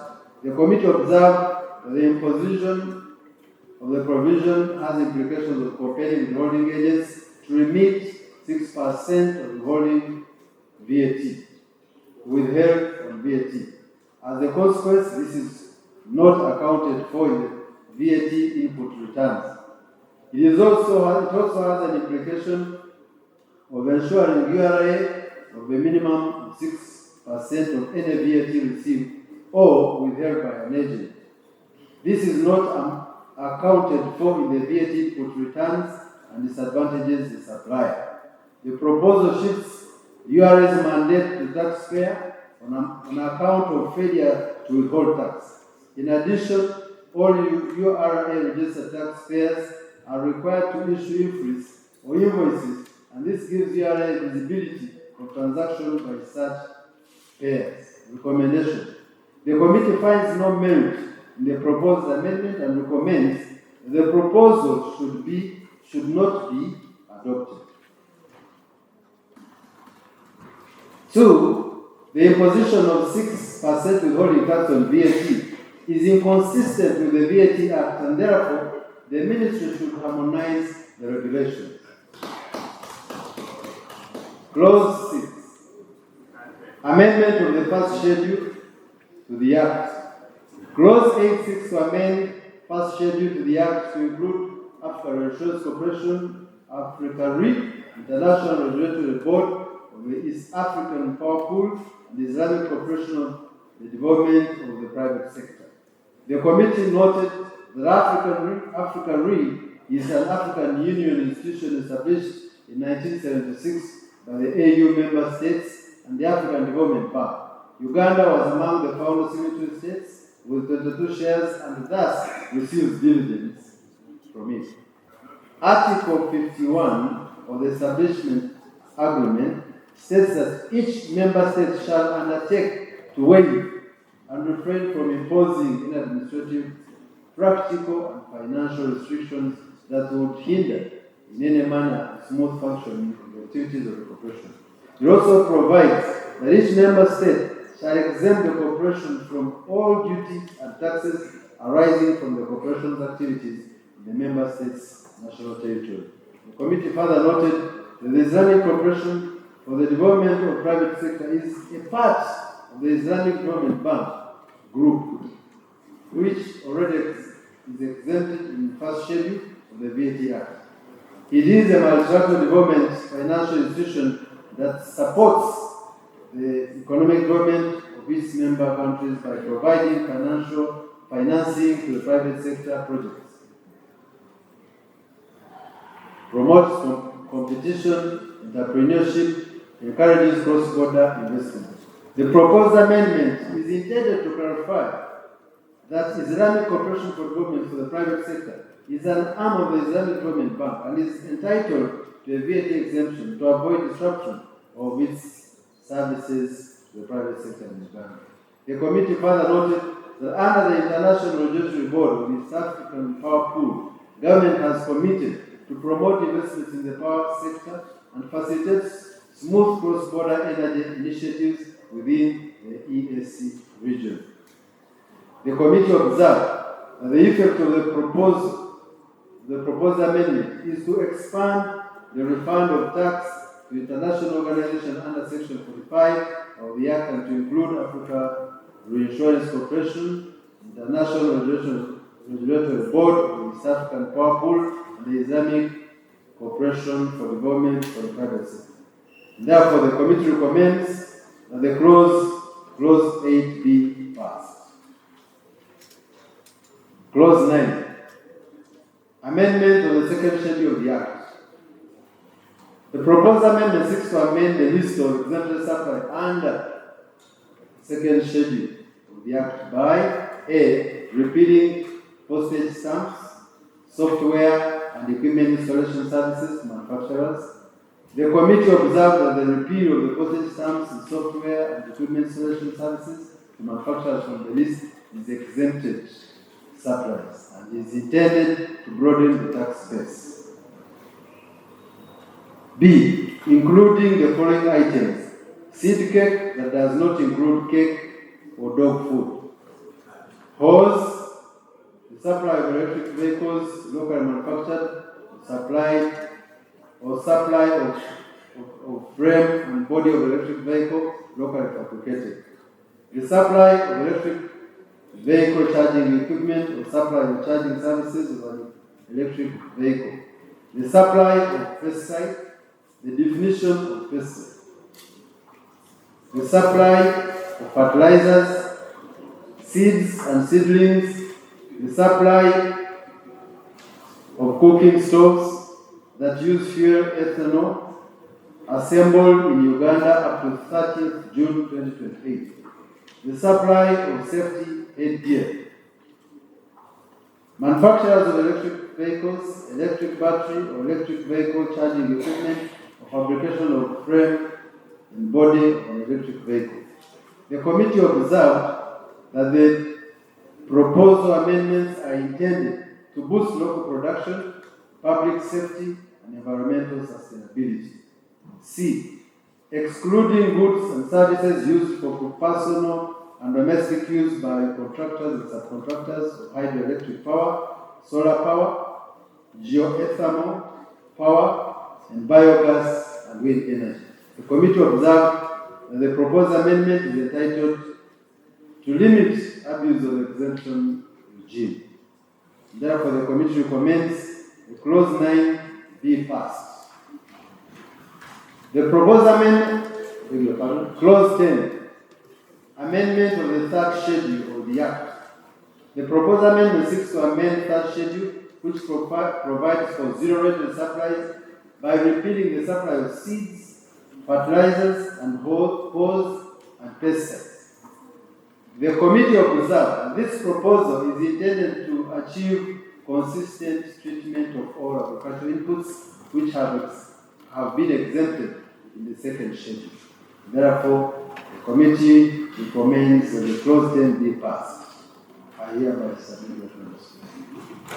Thank you so much, Chair. Can we have shadow?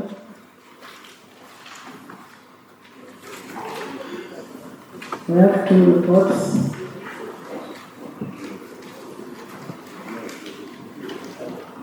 Anita, you're just writing yours now, or? Okay. Madam Speaker and honourable members,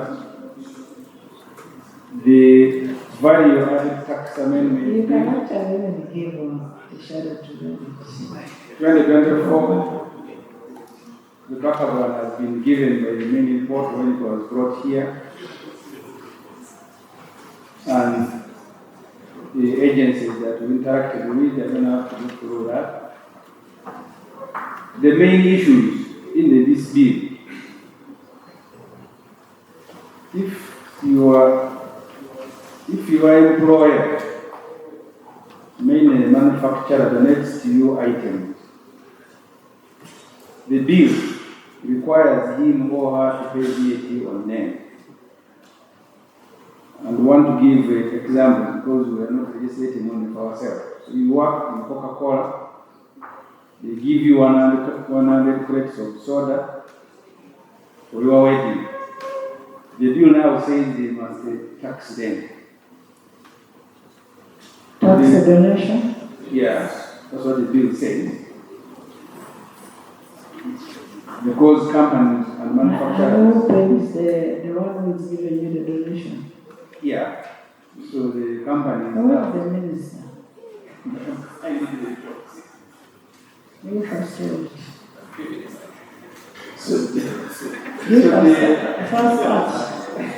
You start.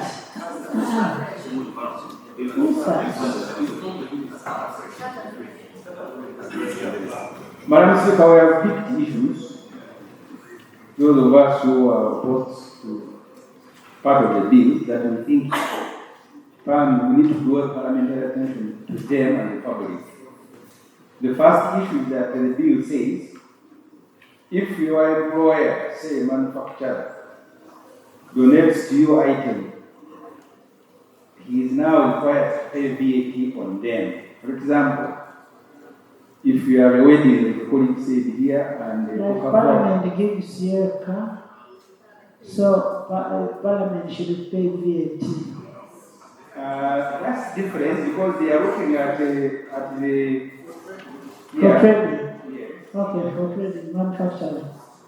So taxable goods. So if they give you 100 crates of soda, you have a wedding, you have a function, you lost someone. Now the bill says the government will tax your employer who is giving you those items. The amendment also is introducing a penalty. I think in the committee now. Excellent. Yeah, I think here we agree with the committee. The second point, but I simply wanted to draw your attention to it. I want you to bring your clarification after he has read. After he has read. Even if we only cover this one thing, let's go slow on this. You see, NOC is a member of the committee. He has signed a majority report, which means we disagree. I don't know why he's we are looking at areas of dissent. Yes. So let's look at the third issue. Is the amendment moving agricultural inputs such as pesticide. So these issues I simply wanted to draw the attention of Parliament to them. Now I go to the issues of disagreement. What's wrong with those items? No, there is nothing wrong with them. but we thought we needed to draw Parliament's attention to them, that that's what they are in this bill. Now I go to the substantial issues of this agreement. The first, non-compliance with the law. The second, absence of comprehensive tax policy and the timing of these amendments. The third, no study, no research. The fourth is penalty for not withholding tax. And I'll start with non-compliance. The Public Finance Management Act makes it a requirement that every bill presented to Parliament shall be accompanied by a certificate of financial implication. This certificate under Section 76 of the Act states, shall indicate the estimates of revenue and expenditure over a period of not less than 2 years after the coming into effect of the bill when passed. The certificate shall indicate the impact of the bill on the economy. This in simple terms means total amount to be spent on implementation of the law and the expected revenue. In this case, the cost of collecting the new taxes vis-a-vis amount derived. Government committed itself to balance the need for revenue collection and economic growth. You don't just close down businesses or threaten to close them over failure to pay taxes without looking at the other factors. That's what government committed itself to. For example, you can close a company and you lose 100 jobs. So you will have lost the tax you want to recover, but you will also have lost a job. For example, game was closed because it didn't pay 23 billion. So they didn't pay the money after all they closed, but also the jobs lost them. So that's why the law requires that you look at the implication of every proposal to the economy. The certificate of financial implication, the Honorable Matia Kasaija issued, dated March 27, just 1 day before running Parliament, was presented before running Parliament, doesn't meet these requirements. It reads, and I have attached the certificates for you to read. Since this is an amendment to existing tax provisions, there is no expenditure plan specifically different from the overall allocation of 619 billion for the financial year 2024-2025 and shillings 534 billion for the financial year 2025-2026 to Uganda Revenue Authority. This is the certificate the minister issued for all the 5 tax bills. I don't want to invite you to debate in anticipation. I am only inviting your attendance that you will find the same certificate. You are just changing names and dates. The only change is the name of the bill. No wonder all the 5 certificates we are signed on the same date and 1 hour. The minister doesn't know how much it will cost to correct the new tax proposals. If he knows he doesn't want to tell Parliament as it is required in the law, he, without any study, concludes that this new measure in this amendment will yield an estimated 74 billion. That's what the minister says. No study, nothing. He says if he wants to raise 74 billion through these amendments to the VAT Act. The Domestic Revenue Mobilization Strategy Annual Monitoring Plan for financial year 2020-2023 observed, like the committee said, majority of the tax law amendments are not informed by tax-related analytical briefs. This is what this Kasaija certificate confirms.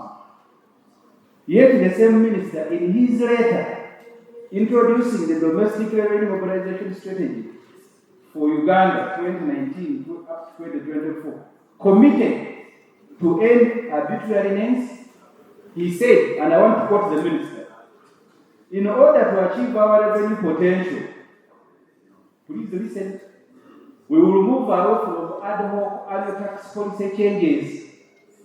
These disciplinary adjustments with little alignment to an overarching strategy have created a high degree of unpredictability and uncertainty in our tax policy direction. The domestic revenue mobilization strategy will address this, as well as ensure that our future tax policy embodies the principles of simplicity, fairness, citizen welfare, and sustainability. This is what the minister said. They will no longer running the way they are running. I don't know. This is the commitment. Forgive my spelling there. The minister made to the country in writing. This parliament must hold this minister to his commitment that they will no longer run with small amendments here. They will now, after comprehensive policy review and study, come here because of the reason he said this goes to the economy. The certificate doesn't show the overall impact of the tax proposals on the economy. Moreover, Parliament, as our colleagues in the majority observed, recommend that in addition to all these commitments and the law, every bill should be accompanied by a standalone evaluation or regulatory impact assessment. I got to point number 2. There is no comprehensive taxation policy in Uganda. Honorable Speaker and members, on May 5th, 2022, concerns were raised by Honorable Ssenyonyi, MP Buyama, regarding the absence of a comprehensive taxation policy in Uganda. This concern stemmed from the realization that the domestic revenue mobilization strategy formulated by the Ministry of Finance in 2020 lacked a well-documented taxation policy. Consequently, Parliament on the same day, 5th May 2022, passed a motion urging the government to develop a comprehensive policy on taxation. Unfortunately, Honorable Speaker and members, up to now, this government every financial year introduces tax bills without a taxation policy in place. This approach, Honorable Speaker, grants this government unchecked discretion in determining which taxes to impose, which amounts, timing, and targets. Often this leads to unfair taxation that disproportionately burden the impoverished citizen. During the debate, one of the members who has now signed the majority, the Honorable Kateshumba Dixon, former Commissioner for Domestic Taxes, stated, and I want to quote here what he stated. Yes, we need to base our tax decisions on a structured policy, rather than relying on ad hoc negotiations. This approach will enable us to uphold the principles we aim for and foster investment within our country. That's what the Honorable Kateshumba said here. I don't know which Kateshumba now was sending the bill for. The Honorable Asmani Basariwa, President of GEM and MP for Gili Municipality, echoed similar sentiments, emphasizing that effective legislation on taxation is typically preceded by a well-established policy framework. He highlighted the existence of numerous taxation laws that lack proper policy guidelines. Honorable Speaker and honorable members, in the absence of such a comprehensive taxation policy, the hands of this parliament are tied. Solutions to ask government to withdraw their bills and return when they are ready. I don't know how long we want to continue babysitting adults like Honorable Kasaija and Honorable Musasi and Kampala. Because you made a proposal and told them to go and do this thing. They have now returned without doing them. They are saying go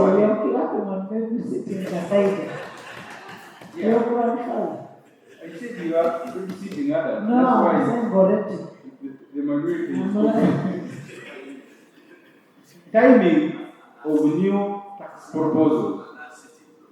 Honorable Speaker, there is already instability in the tax sector, as the main report has reported. Traders have just opened their shops. There is a general feeling of overtaxation with very little to show for it in terms of services. Roads in Kampala City, Kampala Metropolitan District of Wakiso, Mukono, Bridge, and other areas in the country have completely broken down.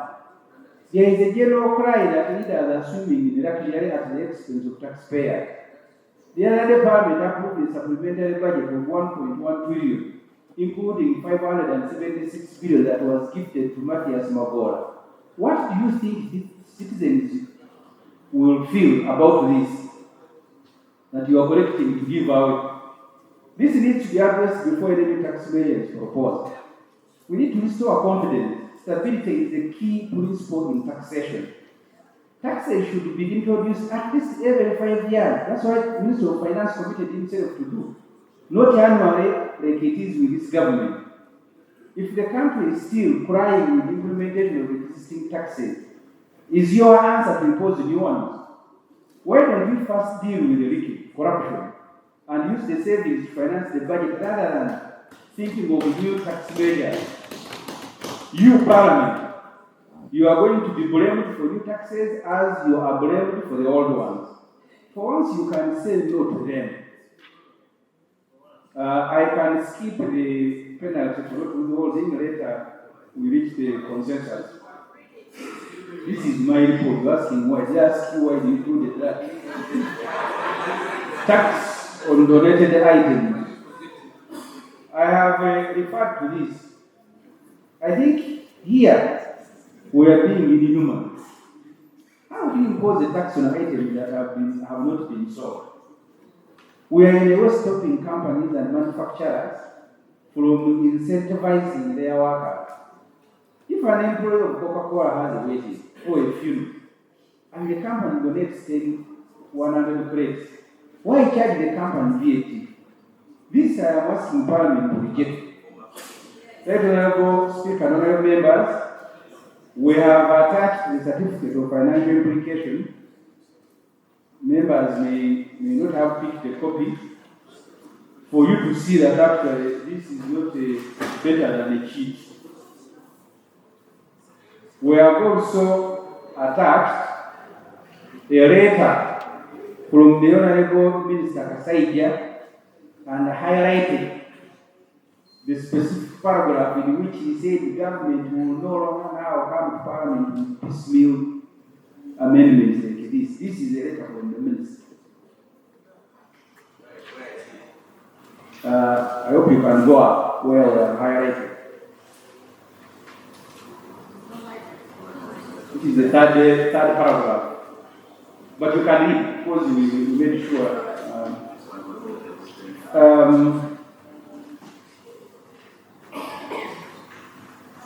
I think that is it, Right Honorable Speaker.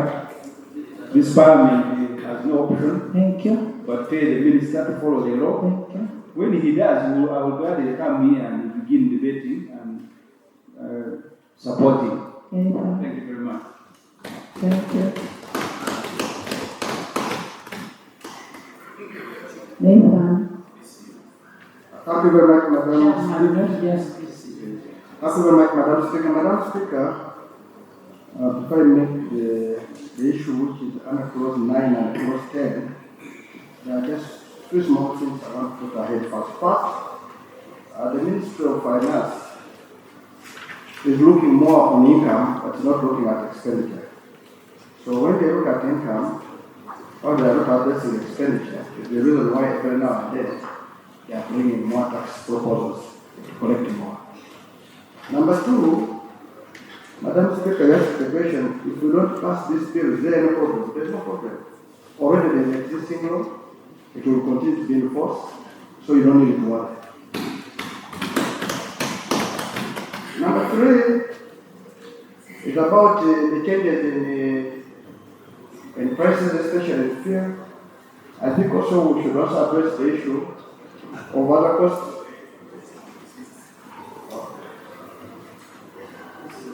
Please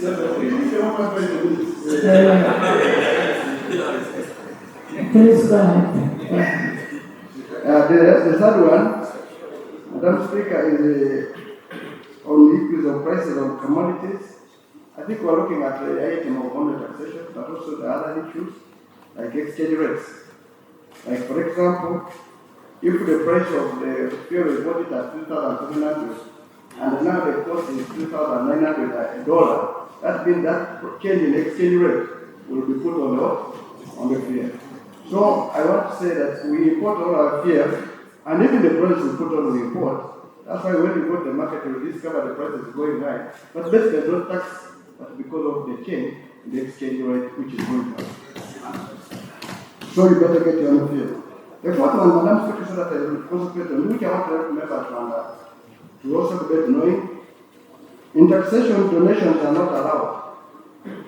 Unless it is categorically put in the law that this is a donation, which will be allowed maybe to a charity, to some institution which are not.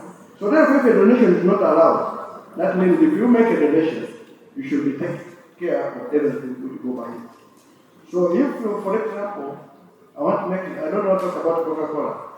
Let me talk about beer. Supposing I'm going to wait, I work for Uganda Brewers, they give me 100 crates of beer. I only take 20, I sell the 80. You understand? And then in the same market. And also that means you have to be very careful when dealing with donations and exemptions. Madam Speaker, having spoken on those many things, I want to descend on two clauses, clause 9 and clause 10. Clause 9 proposes to move holes, pesticides, seeds, fertilizers from 0 rated under Schedule 3 to Schedule 2 as exempt. Madam Speaker and honorable members, the moment you make it that way, it means the cost of holes is going to increase. How? Some people will lie with this kind of you and finance exempt means 0. It means all the costs related to that hole, if they are not allowed for VAT purposes, will be added on the price of the hole. So the reason I'm coming here is to tell you that clause 9 we should not accept those to be exempted, and the clause 10 should be deleted. Simple. I think I will fix my case. Let me give you the simple one. I am selling holes here. I rent a shop. I am paying VAT on the shop. And if I'm not allowed that VAT on that shop I've paid as rental, then that price, that VAT I'm not being allowed, will be added on the price of the home. This is an agricultural country. We have not reached there. We need these items to be really supported.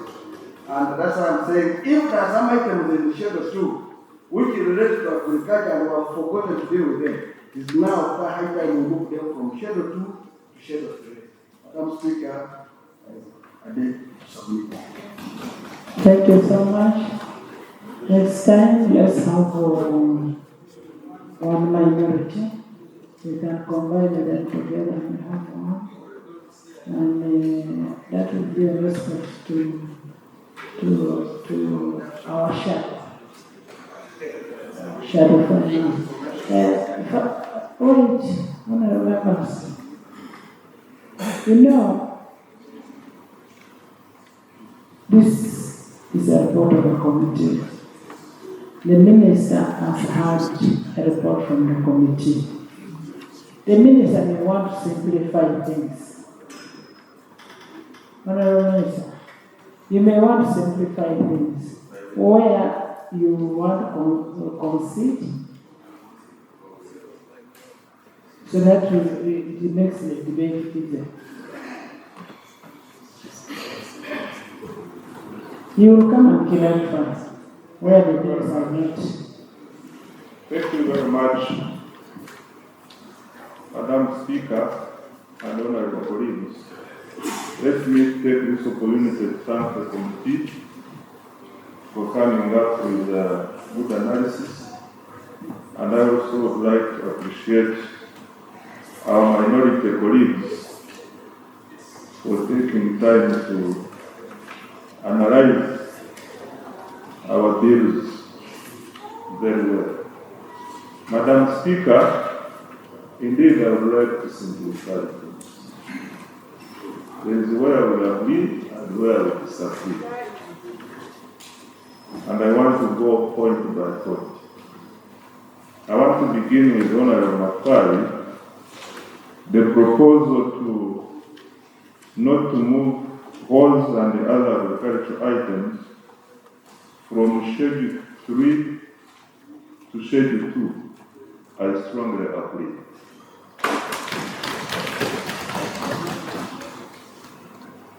Since you have accepted, I don't have to even emphasize. Now, Honorable, is that okay with you? fine. Shadow, Jonathan, I don't want us to continue debating on things. Let's go straight. Yes. Madam Speaker, on the proposal by Ssenyonyi, Honorable Ssenyonyi, not to tax offers given by employers to employees, I strongly disagree. On account of the following, and I want to use an example. Assuming you work with a company, say, involved in production of sodas, and this company, every Friday, decides to give you 1 plate of soda to take home for the kids to enjoy over the weekend. It will give you this plate of soda on cost plus VAT. We therefore expect you to receive this soda on the cost plus, assuming you decide not to use it for your personal use. Even if you use it for your personal use, you become the last person whom we call the last consumer, and therefore you should pay the VAT. Even if you decide to sell it, you should also sell it plus VAT. Therefore, Madam Speaker, I would like to invite Honorable Ssenyonyi and the House to really appreciate the whole idea, the whole supply chain of VAT. These are not goods of specific nature. These are goods for consumption. You are not donating 1 million shillings for my wedding. You are donating, you are just foregoing to sell this item at a price. In other words, this product can be exchanged for a price. And therefore, Madam Chair, Speaker, here we strongly agree, we strongly disagree, and the committee, good enough, also disagreed with him, and I therefore support the committee's position. On our very own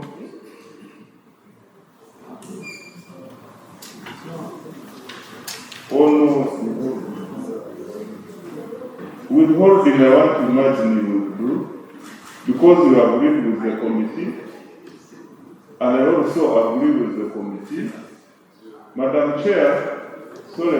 Speaker, on withholding, why I agree with the committee is that we regularly, time and again, we appoint withholding tax agents to say, Ssenyonyi Company Limited, dealing in a particular business, you are going to be, we appoint you as our withholding tax agent for VAT purposes. And then we start collecting on our behalf and remitting it to government. If for one reason or the other, fail to withhold, knowingly or unknowingly, this is a voluntary service you are providing to government. We shouldn't penalize you for failure to do something which you have voluntarily, which you have an option not to do. So here we should strengthen ourselves. As you are we should strengthen when we talk about efficiency in tax administration. These are some of the things we should look at instead of bothering our taxpayers. So here I agree with the committee.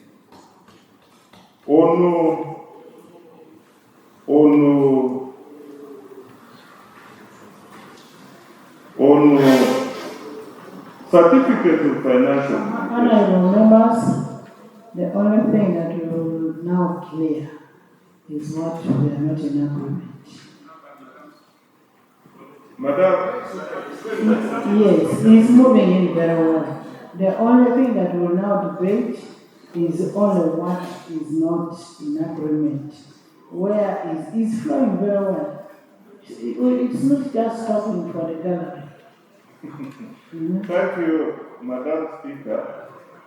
Madam Speaker, there are also other matters which the minority report by Honorable Ssenyonyi brought out. One of them is non-compliance with the law, non-compliance with the public finance. Madam Speaker and the House, even the major reports. You will agree with me that this is a subjective issue. Pardon? You will agree with me that the judgment is highly subjective. It depends on how we want to look at it and how Parliament would like to look at it. Therefore, I pray that we allow time to chew this expectation gap. The two of us going forward can agree. It is the law, but how do we interpret the law? That is what I'm saying.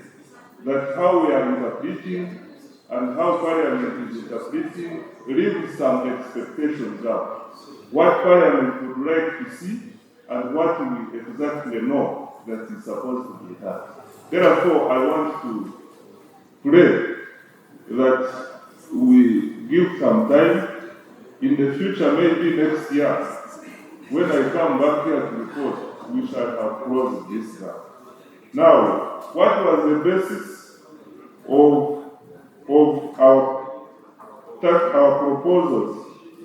Madam Speaker, all our proposals are anchored on our domestic revenue mobilization strategy, which we are implementing from 2012 to 2017. And I want to really invite you, political supporters. We committed in this strategy that we shall raise the tax to GDP ratio from 13% to 18% and 20% in the long term. And all these efforts we are making are geared towards that direction. I want to thank you, Madam Speaker, and I invite the tax policy is before Cabinet for consideration, and the tax policy, Madam Speaker, is before Cabinet. Once Cabinet takes a decision, I will inform the House accordingly.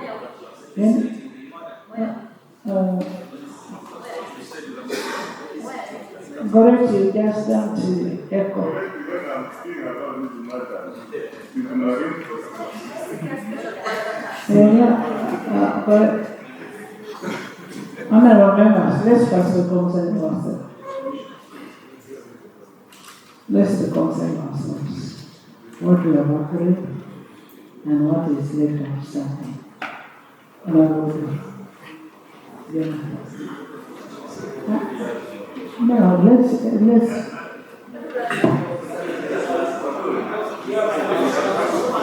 You've not been following. Honorable members, we've agreed that the issue of yes. Last year and many other years before, the Honorable Minister has consistently told us that these policies before Cabinet, even last year. And we allowed him to proceed on the understanding that after he told it is now 1 year plan. Is he in order to keep 2 years plan? Is he in order to come and Honorable Minister, our presumption is that the Cabinet sits every Monday. That's the presumption we have. So, you kept telling us to still in cabinet. So I'm with you. What I'm saying that when they sit in cabinet, last time you communicated, they go idling around and yet there's a serious matter. The policy. Discuss. And that's what I wanted to draw your attention to. I don't talk in cabinet.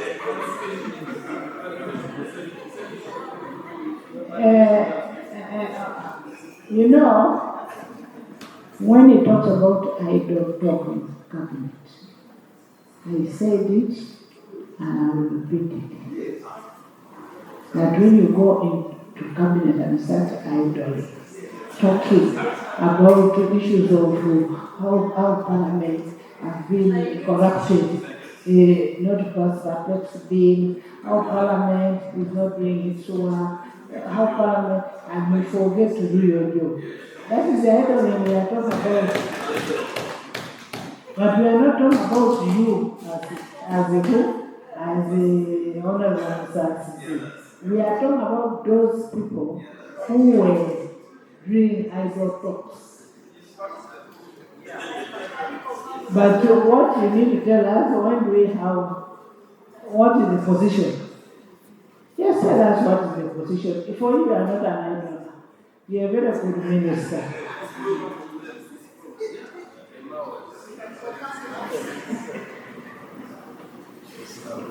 Hold on. Madam Speaker, it is not true that last year I told this parliament that the cabinet, that the policy was before cabinet. It is not true. I am sure you know I'm Chica. I don't tell lies.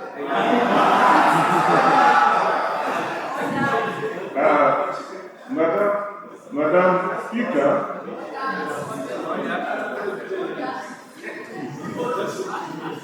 Madam Speaker, sometimes we allow our colleagues space, but they must not misuse it. You earlier here, when you asked about the prices of fuel, you said the law of supply and demand is what applies. Last year, you wanted the law change so you can become a monopoly and import petroleum. Had you forgotten that the law of supply should apply there? So is the minister in order to come here and deny that sometimes he tells lies to Parliament? Is he in order? Maybe I'm just fortunate that I've never had this line. Because it's in China. Madam Speaker, cut the long story short. Attorney General will be standing.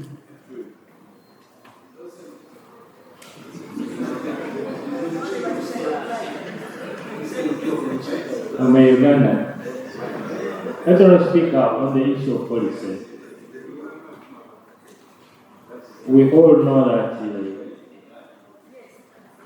cabinet is the policy-making organ of government. But we also know that the National Planning Authority plans, incubates, researches,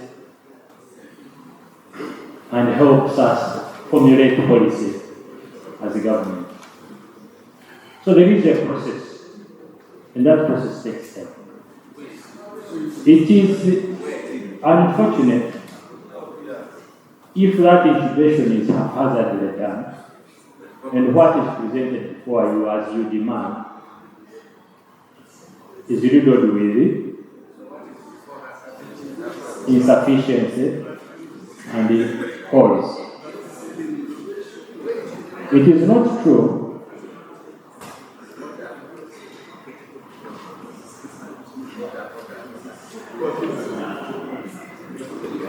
so I wanted to say that indeed there is a policy, there is a process for making this policy. And when the time is right, Cabinet, the Senate will present that policy, will pass that policy and bring it to the House. It would be wrong for this House to push cabinet to present a policy that is still under incubation. The policy can only be presented when it is ready and proper. I beg Honorable members, we are almost there. We've almost resolved all the legal issues in the act, in the bill. Now, the issue that is outstanding is on the compliance of the law. And which you just need to explain to this House. You need to explain to this House. Katesh, do you have what, sir? Do you... Honorable Speaker, I just wanted to give information so that the members can get from a proper technical point of view on the issue which Honorable Ssenyonyi raised about the donation. We are in agreement. Okay. You know, honorable members, you'll bear with me, even if there are people who are members of the committee. But when I know, if you will be a honorable Nathan, I know the member of the committee, and when it comes to taxation, I will allow him to speak. When it comes to Katesh, when it comes to this VAT, Elijah Castillo was there. Those are the people who are managing. Then, of course, the shadow. Yes. Another tax. Honorable Speaker, I do hear the Deputy Attorney General when he says that we for now should accept what is half-baked. Because he said that we are dissatisfied. Actually, the word he used is that what you bring here has got holes and so on. Those are the words he used. No. I'm actually echoing the words that the Deputy Attorney General used. Because let's use the real words that are being used. Let me use the real words that he used. There is an order.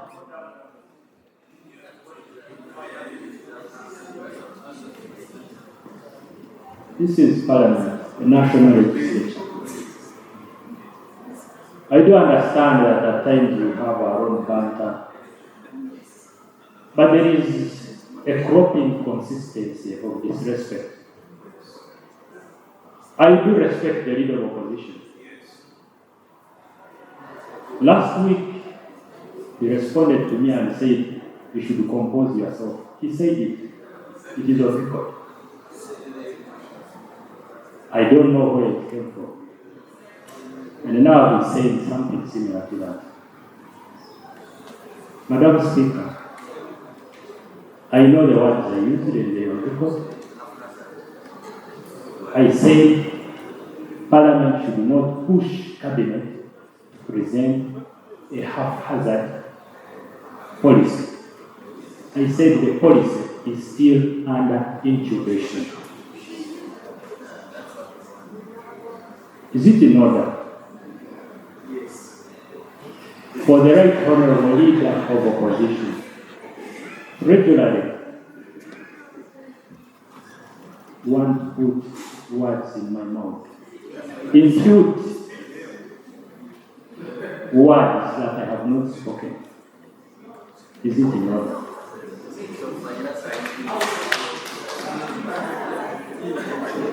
Of course, really, honorable members, we need to appreciate what Dad is saying.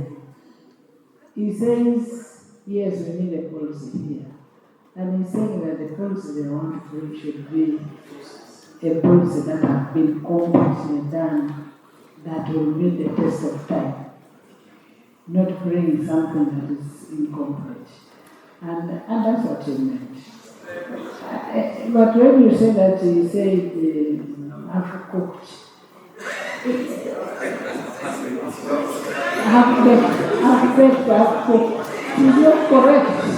It's not correct, you are wrong, legal opposition. Actually, right, Honorable Speaker, in fact, when I use the word half-baked, I am wrong. This one is not even baked at all because there's no policy at all. So, I'm wrong when I say half-baked. This one is not baked at all. And what I wanted to drive home right now. It depends, because for me, I cannot say whether it is baked, half-baked, or it is in the process, because we don't sit in the cabinet. Now, the leader of opposition may be sitting in that cabinet. Right, Honourable Speaker, really to get to the serious issue, I actually wanted to drive government to commit. When do we get to have the comprehensive taxation policy? Exactly. So that we stop this back and forth, half-baked, not baked at all, and so on. We need to have now you're talking as a leader of opposition. No, but even the time I was talking as leader of the opposition right now. So that we are able to hold them accountable. Because you see, the honourable Ssenyonyi have just denied that last year he did not promise us this. So we want, whether it be him, we need a proper commitment. When does this come? We need a commitment and Madam Speaker, today, this year, I have made a commitment that we shall bring a comprehensive tax policy before this House. And by the end of this year, we shall have presented this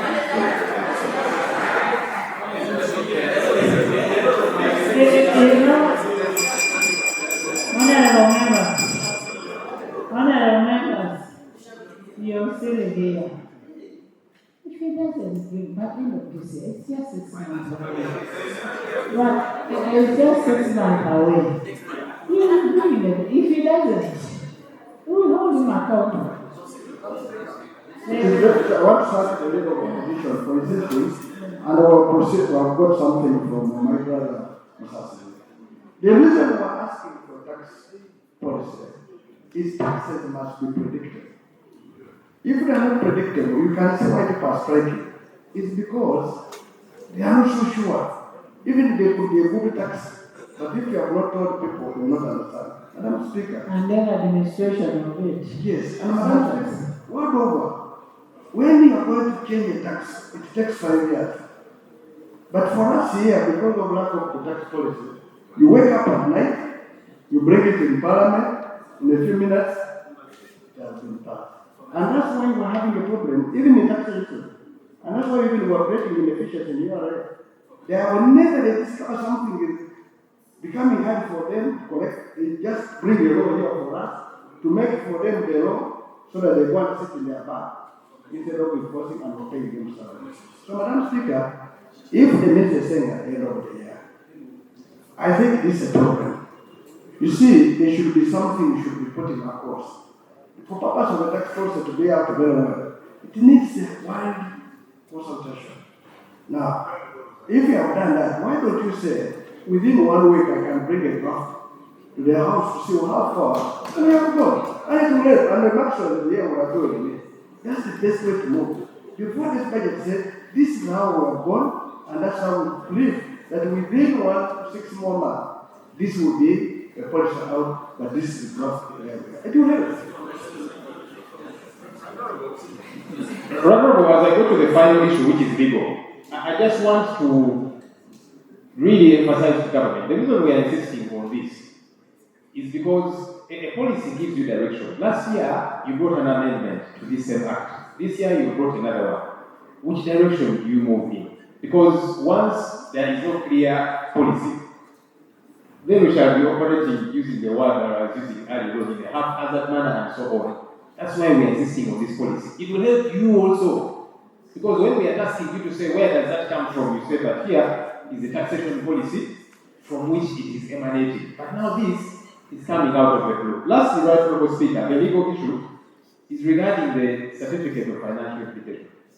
Actually, both reports are in consonance to say that this certificate of financial implication, the copy of which I have here, is defective. They only disagree on the resolution. Honourable Speaker, with your indulgence, let me just read the 2 subsections of the Public Finance Management Act, so that we know it's a serious issue. This is section 76, first subsection 2. The certificate of financial implication is issued under subsection 1 shall indicate the estimates of revenue and expenditure over the period of not less than 2 years after the coming into effect of the bill when passed. That is missing. And here we are talking the law, not politics. Subsection 3. In addition to the requirements under subsection 2, the certificate of financial implications shall indicate the impact of the bill on the economy. That is not here in this certificate of financial implications. And I'm quoting for you the law. So in essence, this is defective, and both reports do agree. Right, Honorable Speaker, we got a precedent that was said last week. There are bills that had to be thrown out. The Honorable Kasol was here, and we asked him and told him the certificate of financial implications that he had was defective. He had to go back and sort himself out. We need to be smart and organized even bigger. The minister should be withdrawing this bill, goes back, puts his house in order, and then we comply with the law. Because we are not going to suspend this particular provision of the law, Section 76 of the PFMA. We actually don't have the mandate to suspend. We cannot suspend our rules. But acts of parliament, they are law. So I want to implore the minister who is not listening, maybe I give him a minute.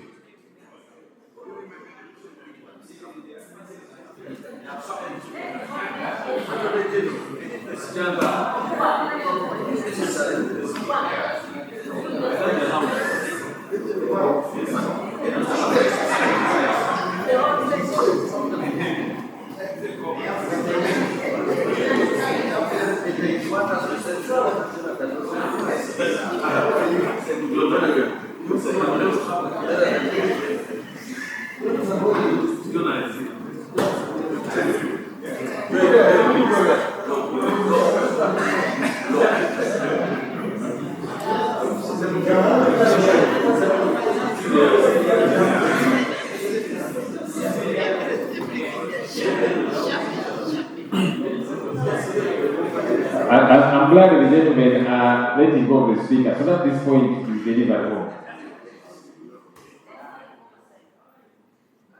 Mr. Attorney General and Finance Minister, this is for you. Honorable members, honorable members,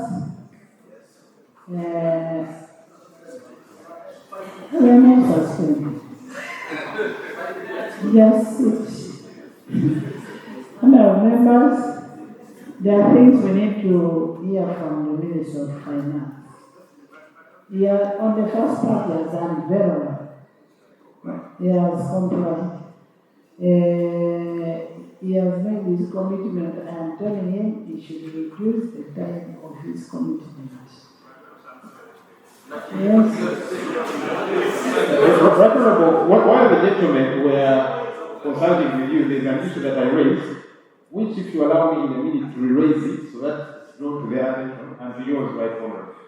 The defectiveness of the certificate of financial. I was communicating what I was communicating to the minister, that he has to come on the floor and clarify to you on the issue of the certificate of financial institution. Because I mean, the financial implication is the one to respond, not you.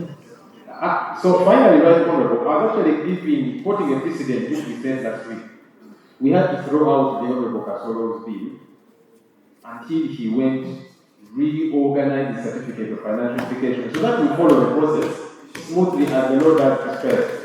Otherwise, people are going to take us to court.